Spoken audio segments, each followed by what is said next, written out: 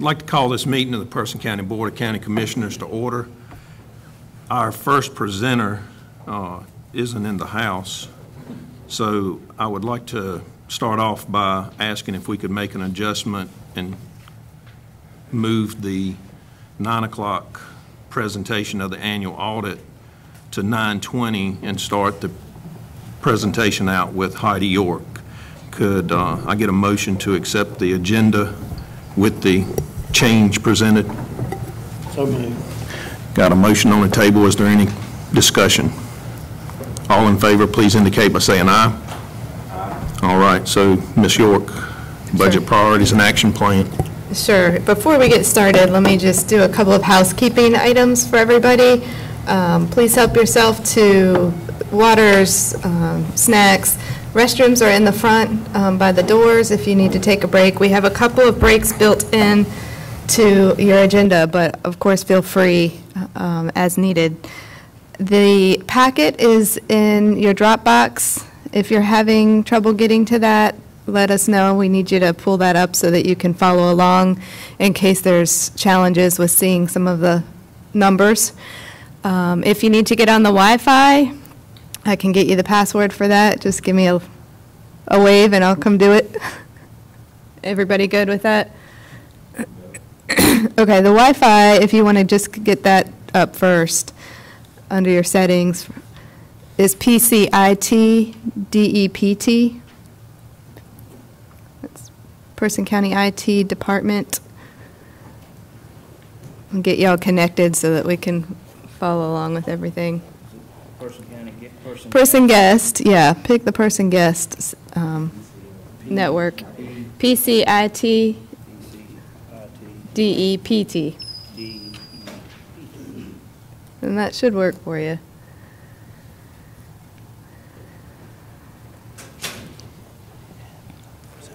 Oh, thank you.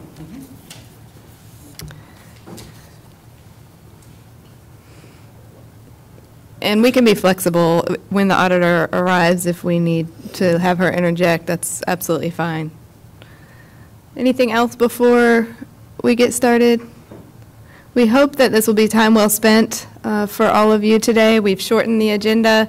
It's a very focused retreat today, giving a preview for what's coming up and talking about some of the challenges with the budget that we're already aware of. If at any time you have questions, this is super informal, please interrupt. If you need additional information, I'll be trying to keep track of that so I can follow up for you at the end or later at a later date if needed. We just ask that we share all relevant information so that we're all working from the same page here as we kick off our fiscal year 18-19 budget process. So the first item that we wanted to talk with you about was just some of the budget priorities. We try each year at the retreat to set some priorities that helps us in making funding decisions for next year. So what you see up on the screen should look familiar to you. This came from last year's budget retreat, where these were the 5 categories that were identified as budget priorities. Take a minute to think about what your top 2 priorities would be out of this list, and at the end we'll go through and sort of see if you all align with one another in terms of priorities. Here's how the priorities ranked last year. So public safety was by far the number 1 priority, followed behind by economic development, and then education, and then the last 2 were sort of a tie for quality of life and government efficiencies. Thinking about what may have changed for you in terms of priorities or what may have stayed the same. I know that public safety is a topic we've been talking quite a bit about, and of course economic development. So those 2 seem to kind of remain as the top 2 from the board just based on conversations that I've had with each of you. So again, take a minute to identify your top 2 priorities, and then we'll ask at the end kind of where everybody is stacking out for the upcoming budget. I'm going to take you through just a quick review of some of the highlights related to public safety in your current year. and a couple of the items that are forthcoming related to public safety as well. So you have funded the Public Safety Communications Project. That's your famous tower project, getting lots of attention across the state on that project. About $3 million has gone into that project. You have 9 new FTEs in the current budget. All 9 of those were related to public safety. We had 4 in EMS, we had some in the Sheriff's Department, and we had 2 in Child Protective Services. We had a 2% increase for the volunteer fire departments in the current year based on what we had done in the past. And then some just quick previews that I know are coming up related to public safety. We have another 4 EMS paramedic positions to fulfill that shift that we put in part-time or part shift. They're full-time employees, but we only funded half of a shift. So we're trying to fulfill the rest of that shift. You're looking at a cost of around $216,000 for 4 more paramedic positions. We did receive the loan that we had asked for from the Piedmont Electric Membership Corporation for the 3 ambulances. So that's great news for all of us. It's a zero-interest loan, but we will be starting to make debt service payments on that loan coming up in your fiscal year 19 budget. So the loan payment, you're looking at around $164,000 on those ambulances. And another public safety need I was reviewing the personnel request just over the weekend. They came in Friday evening. There are 2 additional deputies being asked for by the Sheriff's Department, and I found it interesting to note that he had not increased his patrol deputy numbers, which are the 2 that he's asking for, since 1999. So that request I wanted to mention, and we'll talk about that later in the context of personnel needs coming up. Also slated for your upcoming budget, according to the city fire contract, the city fire folks are due a 2% increase next year. So they are currently at $381,000. That'll go to $389,000 next year for those needs. Are there other public safety priorities that commissioners would like to throw out there just to keep on the radar screen or have any additional dialogue with?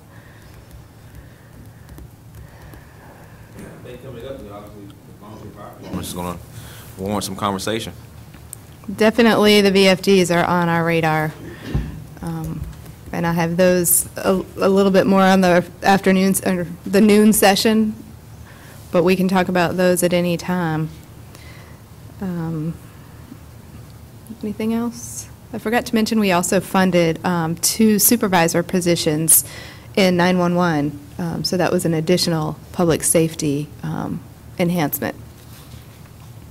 Yeah, just to touch base on that. That was basically a state mandate that we meet the guidelines set forward by them, so it wasn't just a decision to put 2 new people on. It was to make sure that we fell into compliance with the rules. That's an excellent point, and I'm proud of you for remembering that, because that had slipped my mind. Both the Child Protective Service positions in DSS and the 911 supervisor positions were in an attempt to help us meet the state guidelines for the staff ratio numbers, case loads and staff ratios. Did you say you're coming back to the VFDs? I have, yeah, we can talk about the VFD funding at any time that you might like, but I do have like a preview of needs session at 12 noon, and I figured I would spend a little time, a slide or 2 just looking at where those funding needs are. But if you'd like to talk about those here, that is absolutely fine as well. Probably not a discussion for today, but I would like to hear with the funds we had received back from Cardinal. We had talked about doing some type of pilot program at the jail for the sheriff for the drug abuse and mental health issues. That's right. And I'd like to kind of see where that is. Okay. Yeah, I mean, I can speak just a little bit to that. The sheriff is working on piloting some telepsych system through his current software vendor. So he's moving forward with that. He'll be able to offer telepsych counseling once a week in the jail. Well, now, Cardinal, we're talking about again, and I forward you a message last week.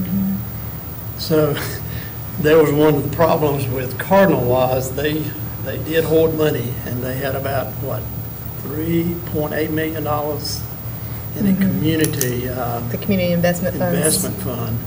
So the new CEO and the board has released that,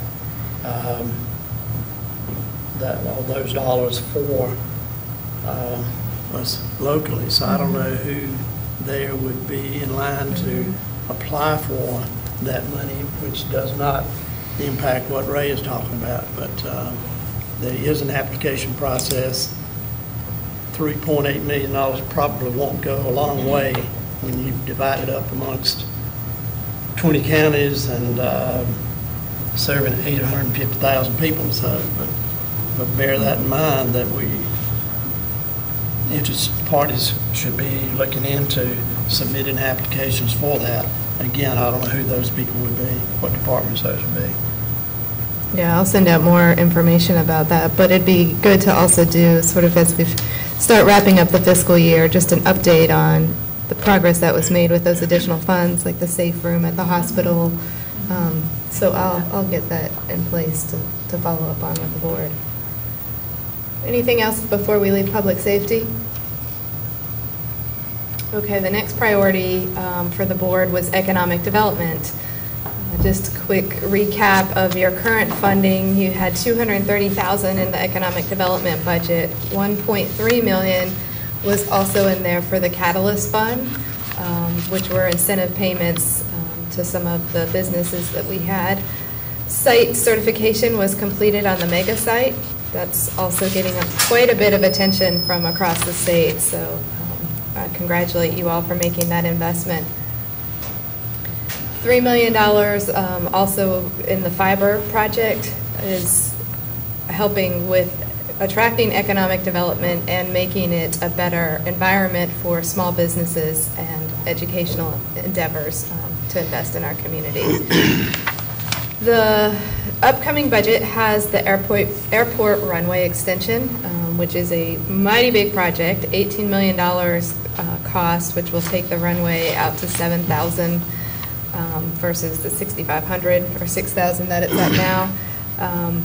It's slated to begin in fiscal year 19. We are still awaiting federal approval of some additional funds.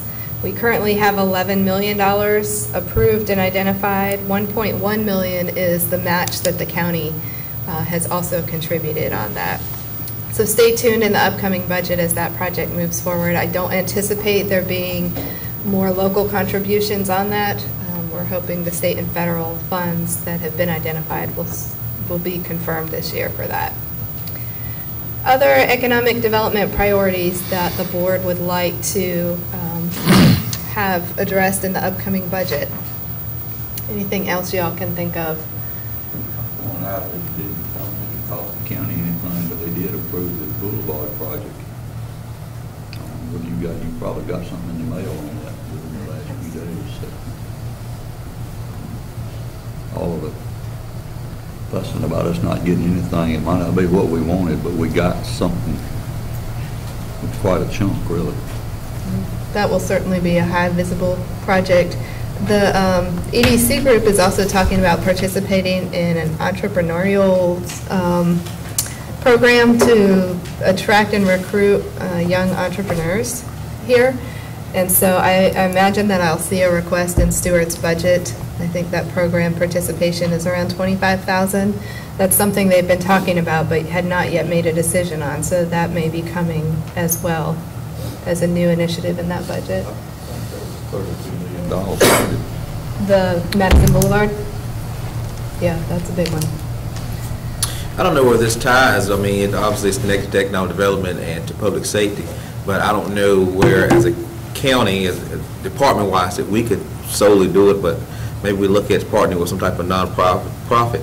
But that is the opioid issue that not only Person County, but all counties are facing.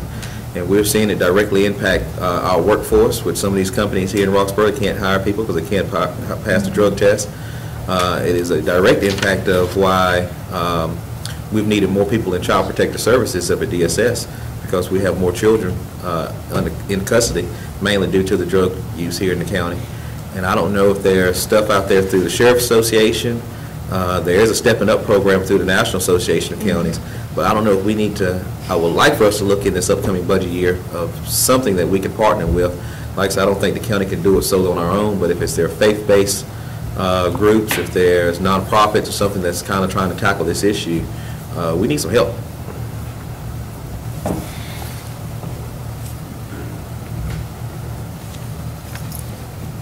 Agreed. Anything else for economic development that the board would like to ask about or put on the radar? Okay, moving to your third ranked priority, that has been education funding and supporting our schools and our community college. Just as a reminder, your schools, we kept the current expense flat in the current year. They did receive an increase in capital, and then PCC had an increase of 3% in their current expense, and their capital also went up for a smaller project by $62,000. Some upcoming challenges that'll be facing both the boards of the educational institutes as well as you all. We talked about the General Assembly's class size requirements and what that might look like. The jury's still out in terms of what that request will look like locally. We also know that the schools have been doing a facilities audit and are identifying their capital needs through that study. So I anticipate we'll be seeing some increased capital needs coming from that. And they're not getting that back until about March. So that one's coming a little bit later on that. That was something that the board here, you all funded in their current budget as well. And I know that PCC has mentioned some needs for the early college. They're asking for a building related to that, so I put that out there as a stay tuned for more information as we start sorting through those. Does the PCC capital include some stuff for technology? I know they're having some problems with some of their Wi-Fi stuff. Sybil, do you recall what was in their capital request? So we have asked that their like more like their computers and things like that come through their operating budget request. We did get 2 projects that were somewhat technology related. One was an upgrade to their server room, and the other one was their phone system. So that's what we have currently for their CIP. But the server room update would most likely occur in fiscal year 2020, and the phone upgrade could occur in fiscal year 19. But we don't have a request, you know, for computers or printers or things like that. That's going to come through their operating. About something like, did anything need to be hung on one of the towers to give them better communication over there? Have you heard anything about any of that? No, I haven't They were heard. having some problem with their wireless actually working like it ought to. And I don't know whether it's the number they're trying to put on it. They have an electrical switch that they want to upgrade. Could that be what you're thinking of? They have an electrical switch they wanted to upgrade, but I haven't heard anything specifically about their wireless. That's good. You slide your microphone a little closer to you. Can you hear now? Is that better? That's what hearing aids can hear better when you do that. Okay, sorry. I did talk to Dr. Senegal the other day when we went to the Martin Luther King celebration, and she indicated that she had the electrical switch gear that needed upgrading, that they were putting Band-Aids on it right now, but other than that, she didn't mention any large capital needs. Didn't they apply for Gold Leaf grant? They did apply. They did not make it onto the they next didn't? round. Oh, okay. I specifically asked about the Wi-Fi and the internet, and she said that she wasn't planning on that this year. I knew they did some stuff to it to improve it. Yeah, they're They've been upgrading trying it. to take care of that. The next slide I have related to education is just a recap of the budgets, just to try to refresh all of our memories in terms of how we're funding both PCS and PCC in the current year.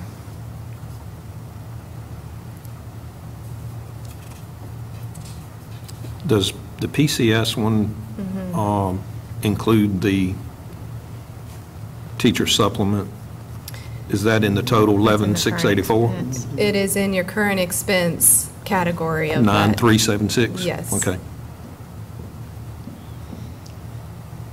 And the school budget is a little bit different for us in that once you put that funding in there, you cannot reduce the school funding unless you are proportionally reducing every other county service by the same amount. So that's partly what has driven us to separate the capital, the technology capital, the CIP, to keep those funding pots distinct so that we don't face that issue in the future. Particularly for those one-time purchases. That's That right. causes that number to fluctuate. Right. That's right. Comments or questions? Yeah. Something there.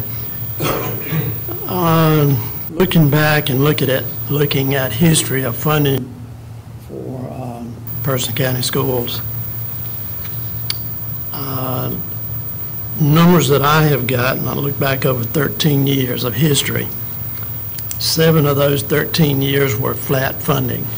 And I get the part about some capital needs, but flat funding, 7 out of 13 years. To me, is not sufficient funding with at the rate of increase that we have in simply the cost of doing business. They may have a reduction in enrollment to some degree, but that doesn't close a building or take away any of the expenses of operating a system, plus the number of employees they have, acres of land to maintain and mow and that sort of thing, square footage, buildings to take care of. So those expenses are ongoing. Again, 7 out of the past 13 years, we were flat. And 3 of those are not only flat, but there was a reduction of 2.1% over the previous year. So, flat and reduction comes up to a poor number. And I don't think historically we could say that we have adequately funded Person County Schools. And if we're going to do anything in this county and make any progress, I don't know of any place else that we're going to have a greater impact than through educating our children. And that is our greatest responsibility, I believe, as commissioners and as a society, to educate our young people. And we all hear the stories about we can't keep our children at home. As soon as they graduate high school, they're gone. They don't come back until they retire, and probably that's ongoing. But I don't think we have done an adequate job. And I was in the classroom for a long, long period of time, and I have been directly involved with educational funding for the past 14 years. We have not done a good job of that. And I know we have backfilled some of the funding issues there with some of the capital, so we just slid that over into another category, which it was needed, it was well used, but the current expense budget does increase as it does with county government, and it just simply doesn't go away.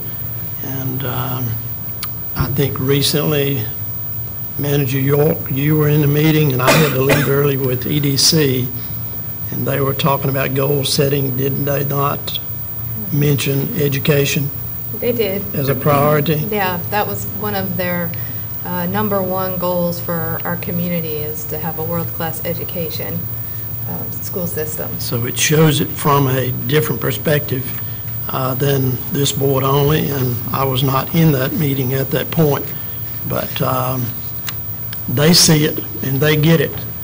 We need an educated workforce, and we talk about economic development and new business, and new industry, and if we don't work with our school systems, and we've got good schools here in the county, but we need to coordinate and work with them closely We need to have more involvement with our industrial friends here in the county to see how and what we can do to educate our young people as to their needs, because if they don't have that education, they don't have those skills, certainly they aren't going to hire them.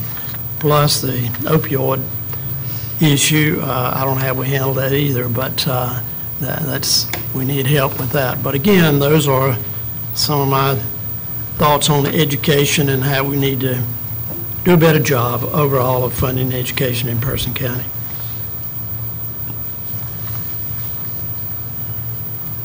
Anything else on education?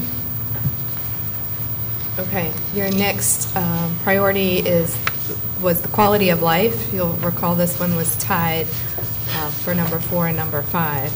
Some updates on quality of life initiatives in the current year include the senior center operating budget, as well as the other expenses we took on for $305,000. There's your wireless broadband again, the Wi-Fi piece of that, and then just some things that we're eyeing for next year. I have gotten the senior center funding request. Last year we funded their operating expenses at $88,000. They're asking for $100,000. I think that was also the request I had initially received last year, and once we started getting a little more specific in terms of what the grant matches were, we had identified $88,000 related to that. So that number may come down, but they are asking for $100,000. And then we also have debt, maintenance, and insurance on that piece. So that's how you get to the more over the $300,000 level. The library has submitted some small updates, upgrades for their actual facility, including painting, some ceiling replacement, etc. And then, of course, one of our elephants in the room is solid waste in terms of what we're going to do related to the future of that and how that might impact your revenues and other costs should you pursue a different avenue for solid waste. So those are a couple of items on your radar. What else would you identify as a priority that you might like to flag for your upcoming budget related to quality of life? So I don't know if it'll come in this next fiscal year, but about this time, if you ride up there to the senior center, there is no parking. Yeah.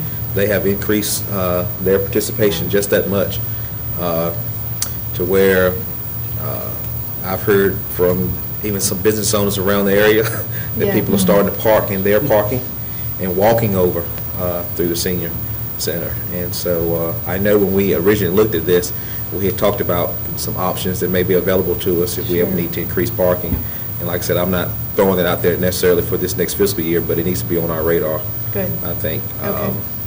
Secondly, I probably would mention, and it probably ties back not only to quality of life, but to Gordon's comments about education, is that there's a group meeting, very early staging part of talking about a Boys and Girls Club here in the county. And they're not talking about bricks and mortar right now. They're talking about just trying to get some type of program, even if it's held inside our schools, actually housed there, similar to the after-school program that we did with Parks and Rec back when I worked with them. And so I think to start something like that would be a very nominal fee in the scope of our budget, maybe somewhere around 15 grand. I think a model that we heard at that meeting that would be very attractive to Person County to kind of start would be what they're doing in Warren County, where they're actually operating at the schools. They operate from like 2:30 to 6:30. Very affordable for the children. They work with like a USDA program to actually provide a meal. And so the children are leaving there at 6:30 with their homework done, help where needed, and a meal. And, getting back to Gordon comments about we all want the kids to come back to Person County, I see it as a twofold problem. And Jimmy and I were in a meeting over in Raleigh, and we looked at like the graduation rate back in 2010, 11, or 11, 12. We were just a little over 70%. And so I think that 70% is graduating and leaving Person County, but we're keeping back that 20-some% that are not becoming very productive citizens. And so if we don't do something to catch them now, I'm not saying that those and the children at the high school and so on are a lost cause, but we're seeing right now a big push, even coming out of the White House administration, about early childhood development, catching them early. And I think something like this could do that. And I don't know of any other programs in the county that right now that are helping, that could assist with homework and things like that. And actually, if it could be housed at the school, especially some of our schools that need it the most, I think you see where they have the majority of walkers, so you don't have too much of a transportation issue of getting them there or getting them home. So I will be bringing that up a little later. So I think that's a very nominal fee or something that we could put in the budget to hopefully see a big impact.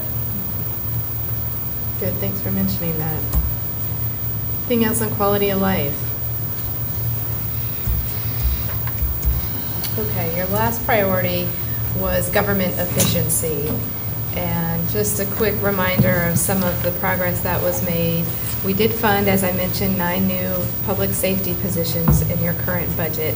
We also purchased 8 out of the 12 vehicles that were requested, and we did all of that while holding the tax rate flat. Some other items that we're looking at, of course, we talked about the potential sale or privatization of home health and hospice, and we're just in kind of a holding pattern as that moves forward. We expect to hear something in the next 6 months in terms of what the market looks like for that. We've talked about tax rate in terms of property taxes, sales tax, and potential fire tax. We'll talk about all of those a little further throughout our morning together. And I just ask if there's any other efficiency priorities that you'd like us to include or have on our radar for the upcoming budget. Anything y'all can think of?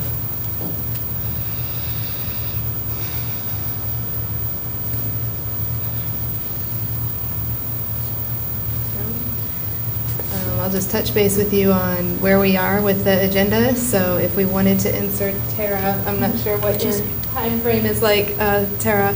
I'm about to shift into the mandated versus discretionary services and funding. We probably only need another 2 minutes or so, Okay. depending on how long y'all want to talk about those. Okay. You have seen this chart before. This is nothing new. I have not really changed any of the services under each one, but let me remind you that it's not really as cut and dry as mandated versus non-mandated services. So mandated means that there is a general statute which says counties must provide this service. Discretionary means that you are under no legal obligation to provide the service, and you have discretion in terms of providing services, and you could also have discretion in terms of how much funding you'd like to provide. So the category on the left is basically 10% of your budget.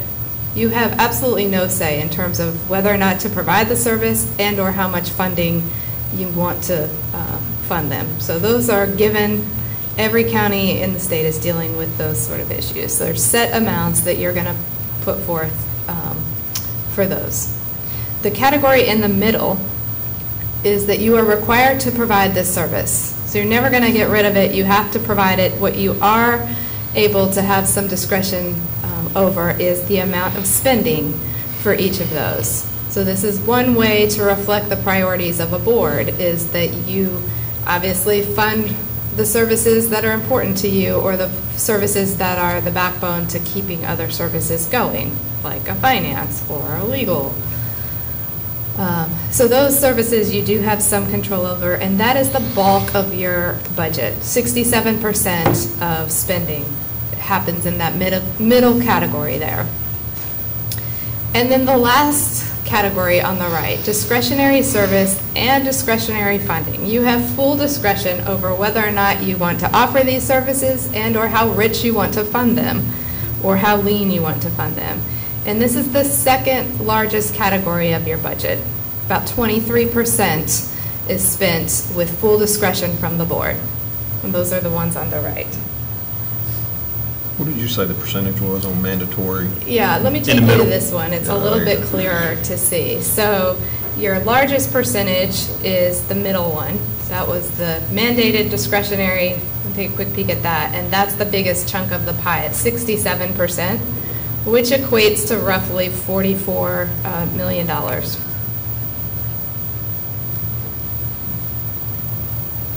So your total budget for all funds is somewhere around 66 million roughly. So 67% of that, again, roughly is about 44 million. Your mandated service and funding, that 10%, that was the left category, the very small services that we identified there. That's your 10%, your blue piece of the pie.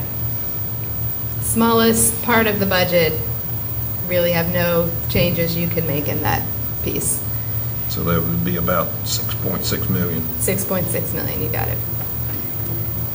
And then that far right category, your discretionary services and funding, a lot of these are the quality of life initiatives that we talk about.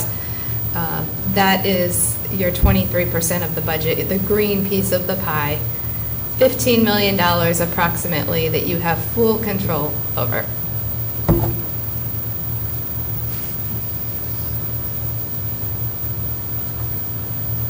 And interestingly enough, the percentages that we have looked at over the last couple of years as we've had this discussion have really not changed much at all.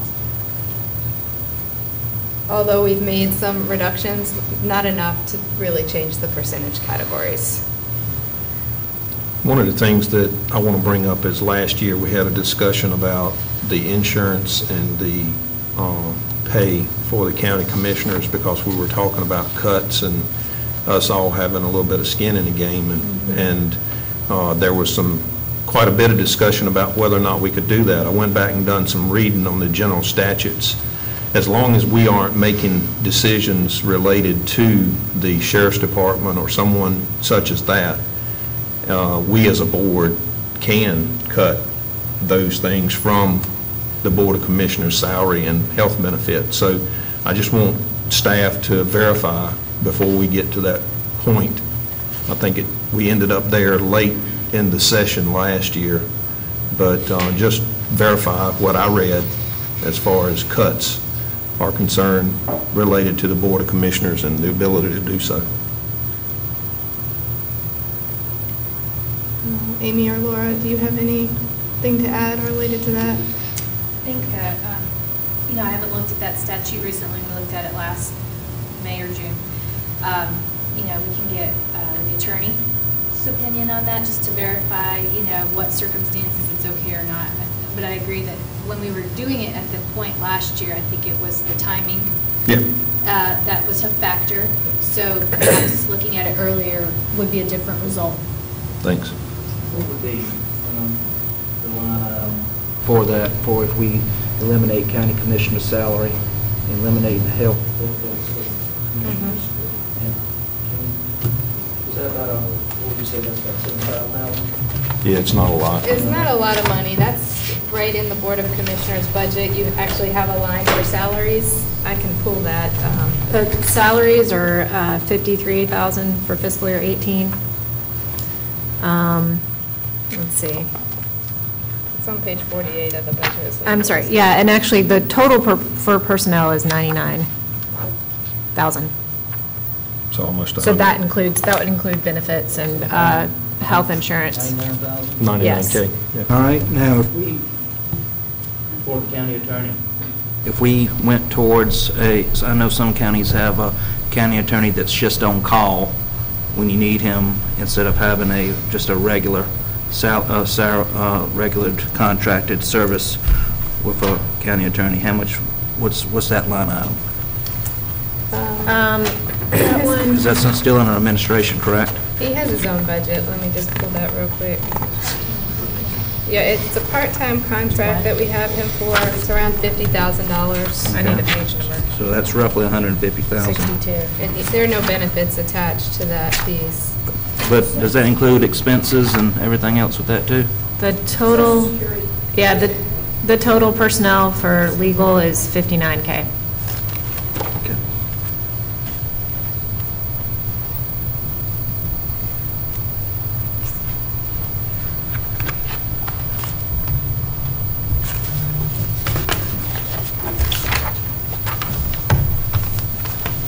Anything else on mandated versus discretionary? So, do you have anything, Jimmy? No? Okay. I don't, real quick, you got mandated discretionary funding, stormwater. I think Yep. that's kind of stormwater, kind of murky, not using a pun, because the General Assembly mandates that we pay the stormwater fee. Is that the additional with the lawyers and the The reason that's under the, I'm really loud now, under the mandated services but discretionary funding is because we're required to provide the service, but the amount of funding that we put towards it is discretionary. That's the people who we have contracted with to help us interpret the rules and look over the site Yes, plan. you have some discretion Right. over, Gotcha. who you hire and, that type of thing. The state doesn't give you an amount that you have to fund. Well, and the fee can vary for jurisdiction to jurisdiction. Yeah. So Okay. you've set an amount to fund the needs of Person County, but the state has not mandated what that amount must be. You have local control over the amount to fund stormwater. You just have to meet the requirements. Can I ask, where does that money go?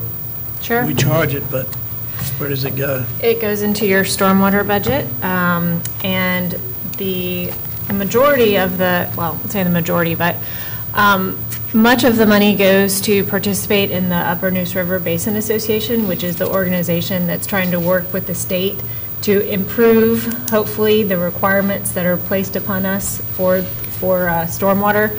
Another large chunk of those funds goes towards the personnel and staff who spend time working on stormwater issues. That's folks like planning and tax. They have to receive all the phone calls about the stormwater fee. So that's another big chunk. Those are the two big pieces.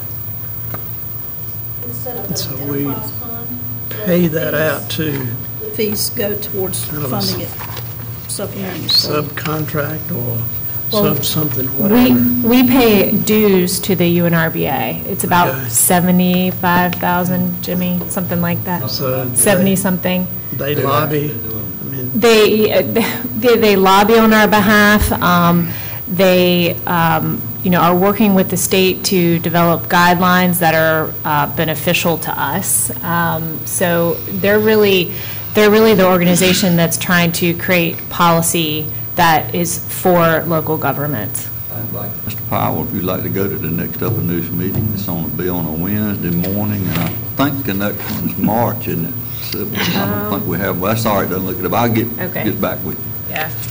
Yeah, and one of the things, just to throw this point out there, one of the things that Upper Neuse Association has done is they put the sensors out there, or the testers, whatever you want to call them, and they've realized that the nitrogen levels leaving Person County aren't contributing to the issues in that basin. And so we're putting that data together to make sure that the next time we go before the legislature that we can hopefully reduce or eliminate our stormwater because we aren't contaminating the territory that they're looking at.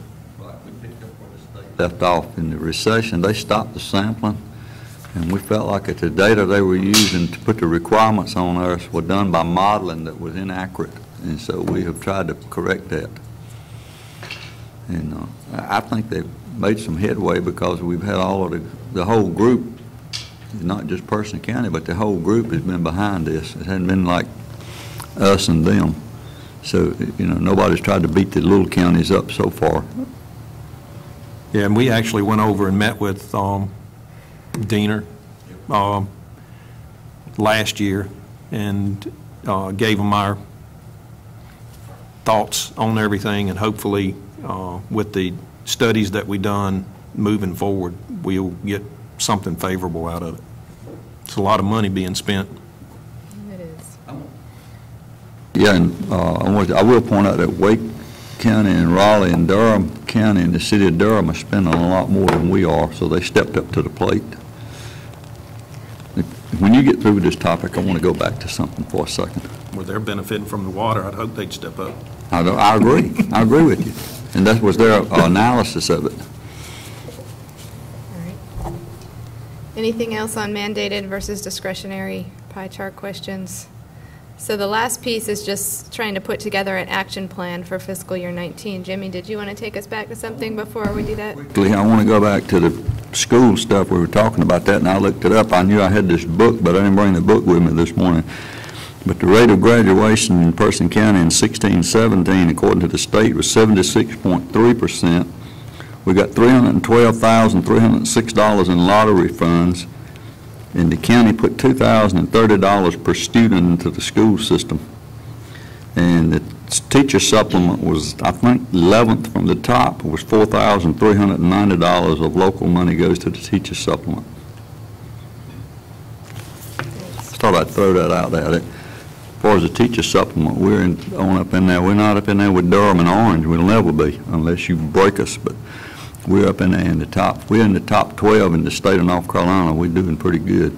Yeah, and that's actually dropped. When I came on the board, we were 4th, and we've dropped a little bit, but we've kind of held it flat too, so I'm sure other counties have moved a little bit more into it. So. It is good. It does need to change, though. It needs to go to a graduated system of, say, years 1 to 5 and then 6 to 10 or whatever. And that way it would create some incentive for our teachers to stay. Currently, it's an across-the-board for first-year teachers versus a 30-year teacher. So if we did that on a graduated format, I think it would serve as an incentive for some to stay, because they come and stay with schools 1 to 3 years, and then they move down to Orange County, where it's significantly more. So if we were to change that, but that's another topic as well. Do we require more credits to graduate high school than, let's say, Durham or neighboring counties? Or is it the same credit requirement? It's a state requirement. Same, yeah. The state sets those requirements. I know they set a minimum, but some school systems have gone above that, haven't they? Oh, yeah, yeah. Person County Schools traditionally has been above that. It's going back a bit, too, talking about school funding, and I don't want to interrupt the manager's train of thought there, but I had something a minute ago with Amy, if you don't mind. Explain to me again the Article 40 and 43 funds that we get. You're talking about the sales tax?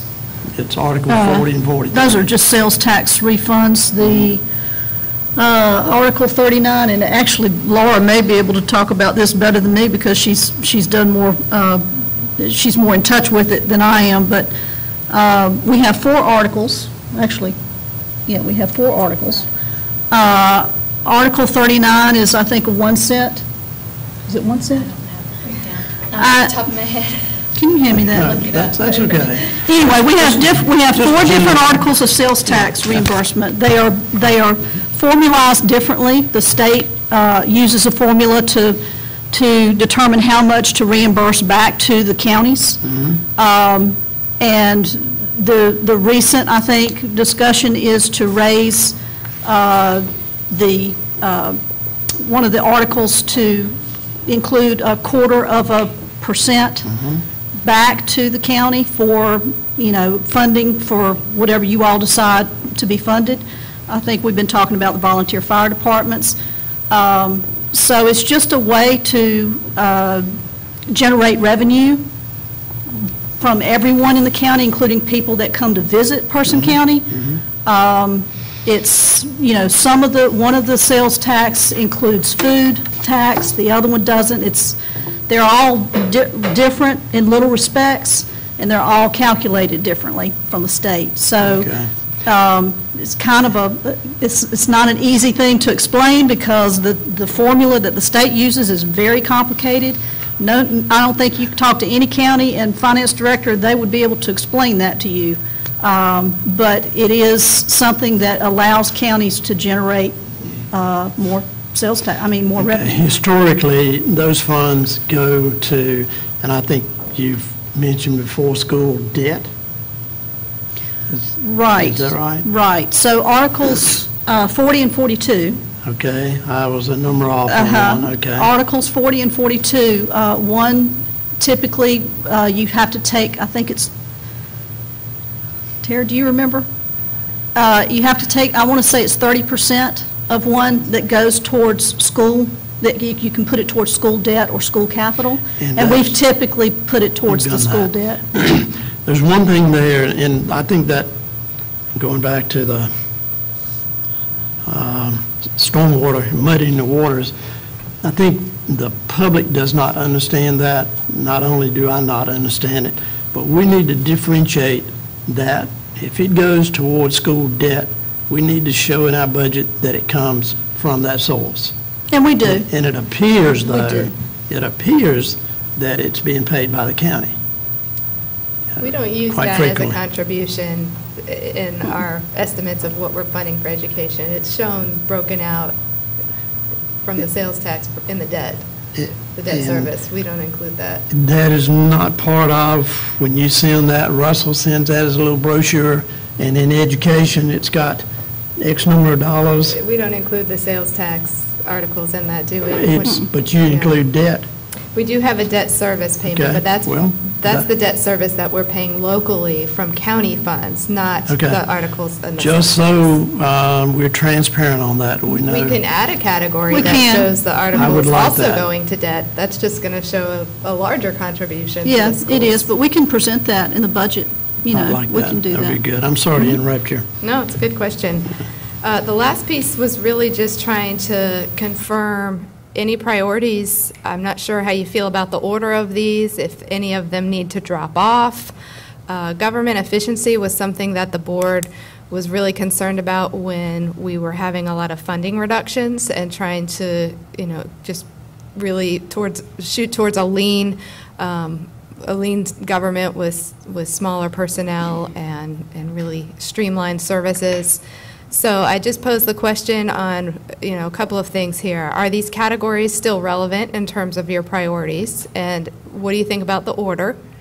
And then could you identify your top 2 priorities for each one? And we can revisit this later today, if you'd like. Any first, impressions in terms of priorities for the board for your upcoming budget? I'm okay with those that you have, but I think we need to put education in the second spot and move economic development to third. Yeah, and I'm good with that too, Gordon. I think one of the things that got economic development into spot number 2 last year was bringing business and industry here so that we could fund education properly. And as we've lost the cotton mills over the years and economic development has moved away from us, trying to bring it in so that we would have a revenue stream for education was probably the reason it was there. But I'm with you. I think education needs to follow in very closely behind public safety or possibly in front of public safety. That's I don't three of the disagree with things that. three of the things that we do as a government should be public safety, education, and making sure that we're efficient with the money that our taxpayers give us to utilize. So I agree with Gordon on moving education to number 2. Other 3 commissioners like to add anything on that? I wouldn't move education above public safety. I think that is our ultimate responsibility as commissioners. I mean, we only are required to supplement education when the state doesn't fund it the way they should, which they never do. But public safety is, I think, should stay number 1. I've got no problem moving education. I'm fine with moving education number 2. And keeping numbers 4 and 5 Do y'all want to keep those as priorities? I think so, because, all of those things fall into the purview of the county. It's, we're funding the senior center, we're funding Pat's,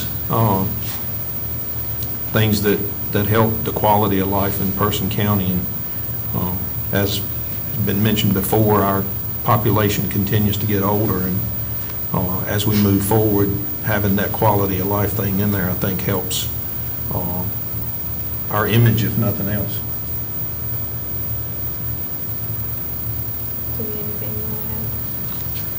We don't, and I'm not talking next year, but if in the next 10 to 15 years, if we don't get any, jobs, or let's say more young people and families to move into Person County, quality of life is going to move up quite a bit, because we're going to be a senior community. And either we're going to embrace it or we're going to try to do something to change it. Yeah. And I think we're going to see that. Well, and quality of life too Move falls slowly on into up. our Wi-Fi and our fiber project too. Oh, We funding it, and I hope that at some point, we start, if we don't bring a large business or industry in here, that we get some people who are younger, tech-savvy folks that are moving in here and running their business out of their homes because they have high-speed internet up here in Person County. So, not only is quality of life the senior center and other things like that, it's the Wi-Fi and the fiber that we've committed to put out there. I agree. Talking about education, I think 1 and 2, making sure that our teacher supplements are in there for education so that we can keep and retain good teachers. I've seen in the past where we've recruited from New York and brought teachers down here, and they've made Person County their community and their home, and they've stayed for a long time. From my experience, my kids' teachers as they've gone by.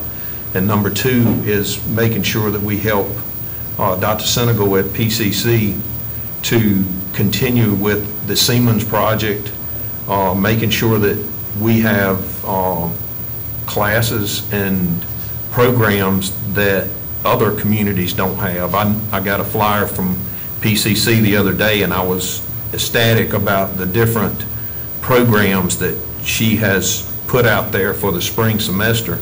And it was things that were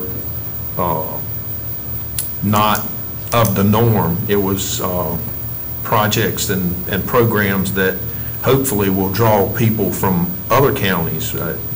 Every county community college that you see has some type of nursing program. They have some type of,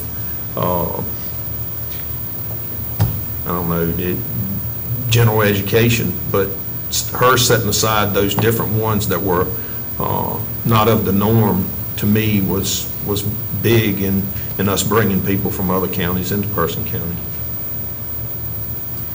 And going back to economic development. I pray that mega site brings in jobs. I have been the biggest critic of that project, but it does this board, it does the county no good if I criticize it at this point. It's a done deal. So I'm hoping that it's a success, and I hope I'm wrong about it too, about what I've said in the past. But the county has invested a lot of taxpayer dollars into that project. So going back to Ray's comment about economic development, I just hope that pays some major dividends for the time and money that's been put in that project.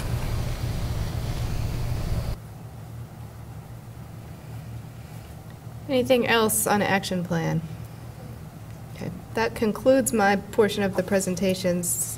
I'll defer to the chairman if you want to go ahead and take your break that we have built in for 15 minutes, or if you want to go ahead and get Tara in. She is slated for approximately 20 minutes. She won't take 20. Let's take 5. 5-minute break. So 10:05.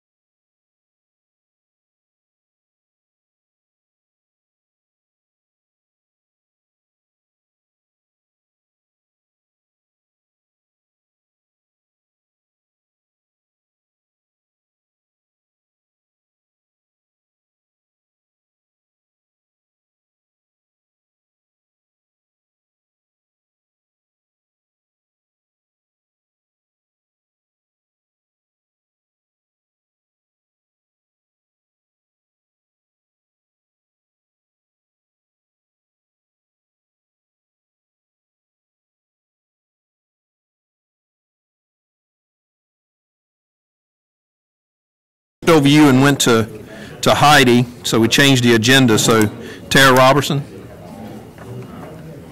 Morning. Thank y'all for having me today. I am representing Winston Williams Creech Evans. We were the auditors for the county for... Could you hold on a second? Yes, Hey, sir. excuse me. Could y'all take it outside or have a seat? Thank you. All right, go ahead. We were the auditors this year for the fiscal year ending 2017. So we're halfway through fiscal year 2018, but we wanted to present those audit results to you to let you know how you turned out for that year. Person County has received an unmodified opinion for the June 30, 2017 financials. That's basically a clean opinion. There were no major issues identified, no major internal control issues, no restatements that were not accounting pronouncement related. And we can talk about that piece in just a minute. And you did receive the Certificate of Excellence in financial reporting for 2016, and that report was submitted for the 2017 period. And it usually takes another month or two before results come out from that. So hopefully that trend will continue as well. The GASB 34 highlights. This is basically the overall county, so it's not any one individual fund. It is the county as a whole, and it's reported on a full accrual basis. So it includes all of your assets for building and property, and also all of your outstanding debt. But for the fiscal year, your total assets increased by approximately $1 million. The main two components of that is your cash increased by about $3.2 million, but your fixed assets, your capital assets, decreased by about $2.2 million. And most of that was the return of some property to the school systems that had been held as collateral for some of the school-related debt. The DO of resources, that actually stands for deferred outflows. Pretty much everything in that $4.8 million number is related to your pensions that are offered. This is for Elgers and for the LEOSA plan. So this is actuarial calculations on how market performance came out in actuality versus what was planned and things like that. The total liabilities did increase for the county by about $6.8 million. The largest percentage of that increase is the pension plan. So in the past, the pension plan has been fully funded and even had an asset where you were overfunded, but due to market performance improving, the plan is now underfunded, and you have approximately a $5.6 million liability to fund that pension. And then there's about a $500,000 increase in debt and about $700,000 increase in liabilities. And a lot of the liabilities, the accounts payable deals with timing on projects. The deferred inflows of resources, the large majority of that also deals with pensions, again, actuarial calculations, but your prepaid taxes is also included in that $392,000. In total, for net position for the county, it was a decrease of $1.8 million to a net position of $56.3 million. And if y'all have any questions, please stop me throughout. And if you're following along in your book, that first slide was Exhibit 1 on page 25. Statement of activities, this is Exhibit 2. It's pages 26 and 27. Your revenues for the year decreased by approximately $7.2 million. The largest piece of that was the contribution of capital from the school system last year of $6.4 million. They had contributed some assets back to the county to use as collateral, so therefore it has to be held in the county's name. And so that $6.4 million in revenue was recognized last year. Your expenditures increased by approximately $3 million to $57.4 million. Largest percentages is public safety, about $1.1 million increase. General government went up by about $700,000, and those are the largest pieces. Your change in net position this year, actually you decreased your net position by approximately $500,000. Now, previously I talked about restatements. A new GASB standard came into play for fiscal year 2017 related to the law enforcement officer's separation allowance. And that entire liability had to be booked this year, whereas before we had only been booking small pieces of that, and that required a restatement of net position of $1.3 million, which left you with the ending net position of the $56.3 million.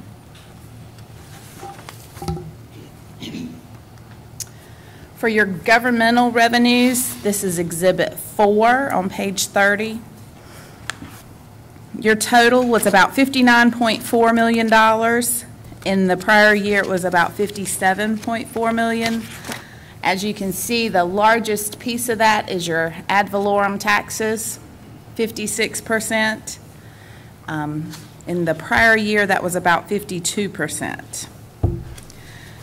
And then your second largest one is your local option sales tax, which I know y'all have been discussing earlier today, and that made up about 13% of your revenues.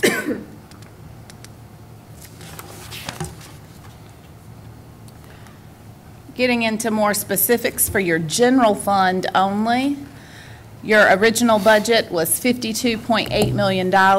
You did make some budget amendments through the year to get you to $54 million, but your actual results exceeded your budget, and you were at $54.8 million in revenue for the year. And that is on Exhibit 5, which was page 32.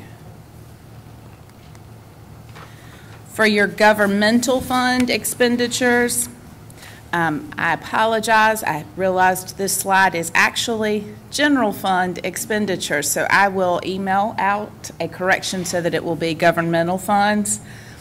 But your percentages of the pie stay roughly the same between general and governmental. The big change is instead of 29% for human services, when you look at it for the entire government, it goes down to about 25%. And then the piece that is not showing on here is your infrastructure, because that comes in through your capital project funds mostly, and that was 7% of the total. But I will get you that corrected slide. Your capital outlay did increase. Last year it was roughly 4%, and it increased to about 7% of your expenditures this year. For the total general fund expenditures, you originally budgeted $52.6 million, and your final budget after amendments was $54.1 million, and you came in under budget by having total expenditures of $49.8 million. We added some new information this year, because I think sometimes we think, oh, our expenditures went down. Our calculation of unassigned fund balance, which we will get to, should improve. You'll actually see that that's flat this year, and this slide hopefully will add some information. Your transfers to other funds this year increased and went to $4.8 million, and the transfers and the expenditures is what is viewed as total expenditures for that fund balance calculation. So this kind of shows that your total expenditures stayed relatively flat for the past 4 years, hovering right at about $50 million. I'm sorry, roughly $54 million when you add the transfers to that. And this is used as the denominator in that fund balance percentage calculation. Your appropriated fund balance at the start of the fiscal year, you had planned on possibly using $3.4 million of fund balance. Budget amendments brought that up to about 4.9, but in actuality, you were able to get more revenues in and control your expenditures so that you did not end up using any fund balance. Your unassigned fund balance in the general fund in the prior year was 13.6 million. This year is almost 14.2 million for an increase of almost $600,000. And then that calculation we were talking about, your unassigned fund balance as a percentage of expenditures, stayed relatively flat, 26% last year and 26% this year. We're talking 0.07% for the change. And that's due to those transfers increasing, which were transferred mostly to capital project funds, specifically the public safety project. Your cash and investments, as mentioned earlier, your cash balances increased by about $3.2 million this year. And this just shows a historical trend for the last 4 years. And this is truly the county's money because we are excluding any fiduciary and agency funds from this calculation. Can you help me out? Yes, sir. I realize, so we had investments and we've increased by about $3 million. But earlier you were discussing the retirement fund and it was down and we would run a deficit if we continued. Why isn't the retirement fund and the investment fund kind of parallel? And it sounds like we lost money in the retirement fund, but we gained in the investments. Well, the state does a guess at what they think the market's going to do. And as we know, there aren't many people in this world who do that successfully. But they do a guesstimate of what they think the market is going to do and work to get the state retirement fund, which is pooled, to be fully funded. So they send out calculations once a year to the county on how much they're required to pay in to pay for that retirement. I think this past year it was 7.7%. Year to try and get it better funded. So as the state tries to make up that deficit, those percentages that they're asking you to pay in each year will probably increase. Now, the investments that the county holds are for your escrow accounts on debt that you've received and things like that. They're not related to the pension plan. You answered my question when you said the state was taking care of it. Yes. It's really just a reporting issue for the pension especially. It is, and that's where, like, that deferred outflows that changed almost $3 million, the large piece of that is where the state just didn't quite get it right in calculating what they thought market performance would do. And it can be impacted as people change units, if you have people moving around, because a county can end up with the rest of that person's payout, even though their first years where it was paid in by a different entity, but you have to make up that difference. Gotcha. Thank you. Yes, sir. The adjusted tax levy, this shows how your tax levy has changed over the years. Not a whole lot of change between 2016 and 2017. It went up by about $800,000. Your current tax rate is 0.7. Your statewide average for counties in your population group is 0.56. And there's a lot that goes into that as to why you may be different from other counties too. You're in one of the smaller population groups within the state, and so you've got a lot of differences in how they fund education and things like that. Tax collection percentages, there's not much room for y'all to grow here. You're at 98.8% in collecting taxes, and this is for vehicles and real property. So there has not been much change in that in the last 4 years. And the average for the state for your population group is 98.1. So you are doing better than most in your peer group. Thank you, Russell. This is my last slide from a financial perspective. I do want to also bring up in the back of your report, starting on page 150, is the compliance audit that we're also required to do.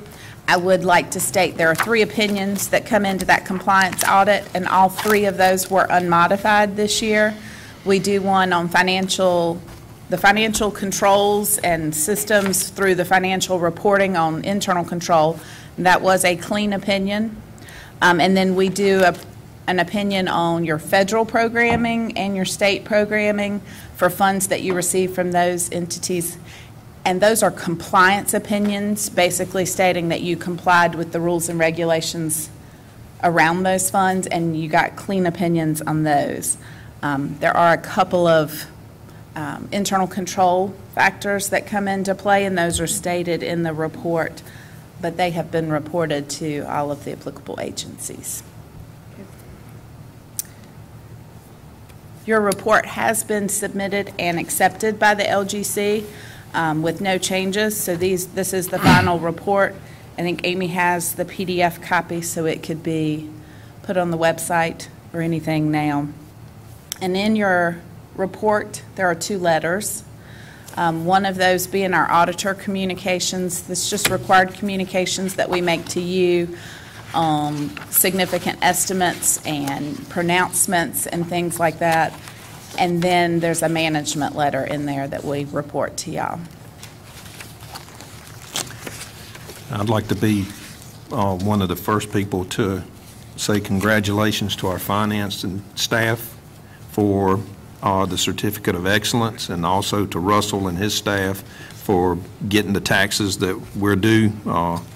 It's, as you can see, we've gotten into with the last slide, we've gotten to where we're hitting 98 point something almost all the time. So y'all's hard work on putting this together, getting that certificate, and your hard work on getting the taxes, we appreciate that. Mr. Chairman, I want to comment too on, if you notice that jump in 14 in that collection rate that helped Russell so much was when the Association of Commissioners got the legislature to pass the vehicle tax being collected at the agency.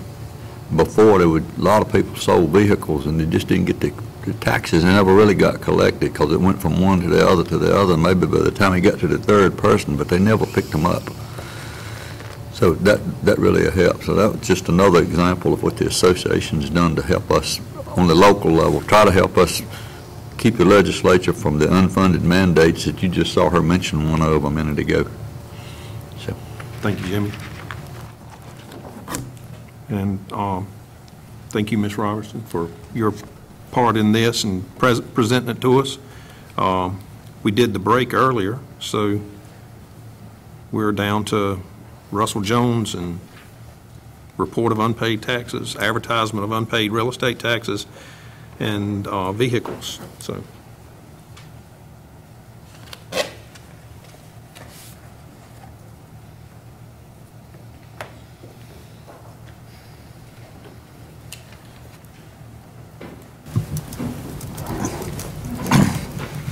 The first couple items aren't really related to budget retreat.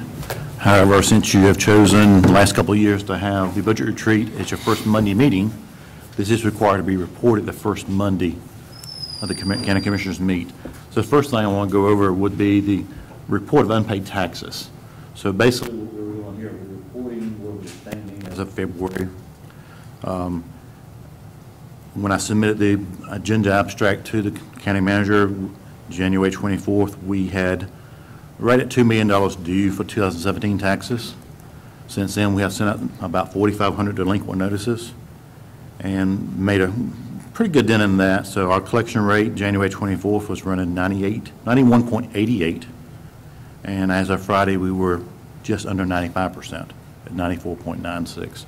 So delinquent notices help. That reminds taxpayers that the taxes aren't paid, they will be going in the paper. Also helps clean up some problems where the taxpayer thought the bank was going to pay it and they did not, or maybe the bank should have paid it and didn't. Those delinquent notices help get money in. So we've already sent those out. So this is basically just a report that you know where we stand, let you know the collection rate is going well, to let you know that we won't have a budget shortfall this year. We budget for 97.25% and feel very confident we'll definitely make that and probably go over that again. In addition to the reported unpaid taxes, we need to set advertising date. This is probably one of the best tools to collect taxes. When we first send out tax bills out in July, one of the first questions people want to know is what's the last day I can pay before it goes in the paper? Not what's the last day I can pay before interest is added, but before it goes in the paper. So having that advertising done early definitely helps our collection rate. As soon as the advertising in the paper, we start working on forced collections like garnishments, attachments, and things like that. So I do need a motion from the board if the board chooses to advertise March 3rd. That'd be the first Saturday. Date of March 3rd. Okay, we have a motion on the table. Is there any further discussion? Hearing none, all in favor of setting the advertisement date for March 3rd as presented, please indicate by saying aye. Aye. All opposed? Ayes have it. All right. Thank you, Kyle. And this is actually sort of for the budget retreat items here. So there was always some confusion about the levy and my tax year, because my tax year is 2017 and we're talking about the FY18 budget and next year for FY19, but I haven't finished 17 yet. So this is your FY18, my 2017 tax year. So I'll try to use the same years not to confuse everybody. I want to break down where our actual levy comes from. Your levy is your taxable value. So we have, of course, the biggest player there is our real property, 67%. The one that runs directly behind that, of course, is going to be your state appraised. State appraised is where we're always uncomfortable, but that is 21% of our tax base. And I've reset these numbers to show where we actually stand today, not what we budgeted for. I think it's better to estimate next year based on where you are now, but instead of looking back where you budgeted. So we actually budgeted for $4.54 billion last year when we were doing the budget, and right now we're standing at a taxable levy of 4.206. So we're actually have surplus money, and most of that's due to the state appraised coming in strong. And I'll go over a couple other slides. That's where we stand today. So the levy does change every year, and let's go over real quick why it changes. You always have real property growth. That's your new construction. Occasionally have some demolitions. People tear off their back deck or tear a house down, an old building down. Some properties come exempt this year that weren't exempt last year, maybe changing ownership. A lot of people apply for the PUV program, the present use value for farmers. Of course, your levy changes because of state appraised, which we don't know about until September, which makes our budget a challenge. We're probably the highest affected percentage-wise on state appraised property in any county in the state. 21% state appraised is a very unheard of number. And then, of course, your equipment. This is mainly your business equipment. Your equipment gets old every year. As it gets older, it goes down in value. We lose about 8% of value for equipment every year. So in order to make up for that, we have to add new equipment. And then the motor vehicles is something else that changes. It's kind of flattened out. We're running about 42,000 vehicles in the county that's registered. That's collected through DMV, and I separate that into different slides towards the end because it doesn't come in through our front door. So for 2019, this is your 2018 tax year, so your FY 2019. We're adding new construction. The value for 17-18 was coming out at 2.83, and what I'm estimating for real property for next year, 2.865. So we're showing about $32 million in growth in real property values. And it is picking up even more. We're seeing a lot more building permits, but the taxable value is based on January 1. So a lot of houses being built today that are just starting doesn't really affect your value a whole lot. Your biggest change in real property values, of course, is going to be your commercial and industrial. That's where you get the big hitters. It takes a lot of houses to make up $1 million in value. Do you know right off the top of your head what the percentage is commercial versus residential? Just a guesstimate. Of the $32 million. Of the $32 million increase, it's going to be about 80% at this point. That's residential. There's been very little commercial this year. You think about what's happened commercial-wise. We had U.S. Fluke, which completed a distribution warehouse. A lot of that was already here last year, so that's not increasing a lot there. There's not been a lot of commercial industrial construction this year. So I think most of this is actually coming from residential. And I may be wrong, I need to run some closer numbers if you. No, that's fine. I think most of it's going to be Best residential guess. side this time. All right. This is a chart showing the last 10 years, the last 11 years of your real property values. And you see the little bump there, and actually it's a nice increase for us. And we move on to equipment value, and this is what I talked about earlier. The amount of depreciation we incurred this year for the equipment getting 1 year older cost us $45 million in value. And look at what the real property brought us in was 32 million. So we got $32 million in growth there, but lost $45 million in equipment value. And this is before the big players have reported. So your industry and anyone else who asks can get an extension on listing their taxes. Most of your citizens are going to list by January 31st, but almost all your industries are going to want an extension. And they can be granted extensions up to April 15th. So we haven't heard from the big players yet. So what we do, we take the equipment that's out there and make it 1 year older. We know it's going to be reported as being older. And we check with economic development to see what new projects are out there. GKN, we know it's got a $38 million project going on, and that's about half done. So we actually put in $16 million there as a placeholder, thinking they will report about half of it done. Just a guess. And there will be some other new equipment reported. Friday, we actually had $5 million from another industry that we didn't know was even out there. So these numbers will improve. They will go up over the next couple of months. But at this point, we have nothing other than the GKN project on our books that we're aware of. The ones we don't know about would be ones that are not incentivized. So if economic development is involved, we know about it. If they're doing projects on their own, and they quite often will add equipment here and there that they don't have to report to us until April 15th. So this will improve a little bit as it goes along. So that shows your graph and your equipment, showing a decrease in 18, your FY 19, and that's just because they haven't reported yet. That graph looks like that almost every year, and the far right, 2018, will go up as people start reporting. State appraised, again, this is reported by the state every year, and we get it in September. So we're basing a budget on a conservative estimate for this number because it can come up, it can go down.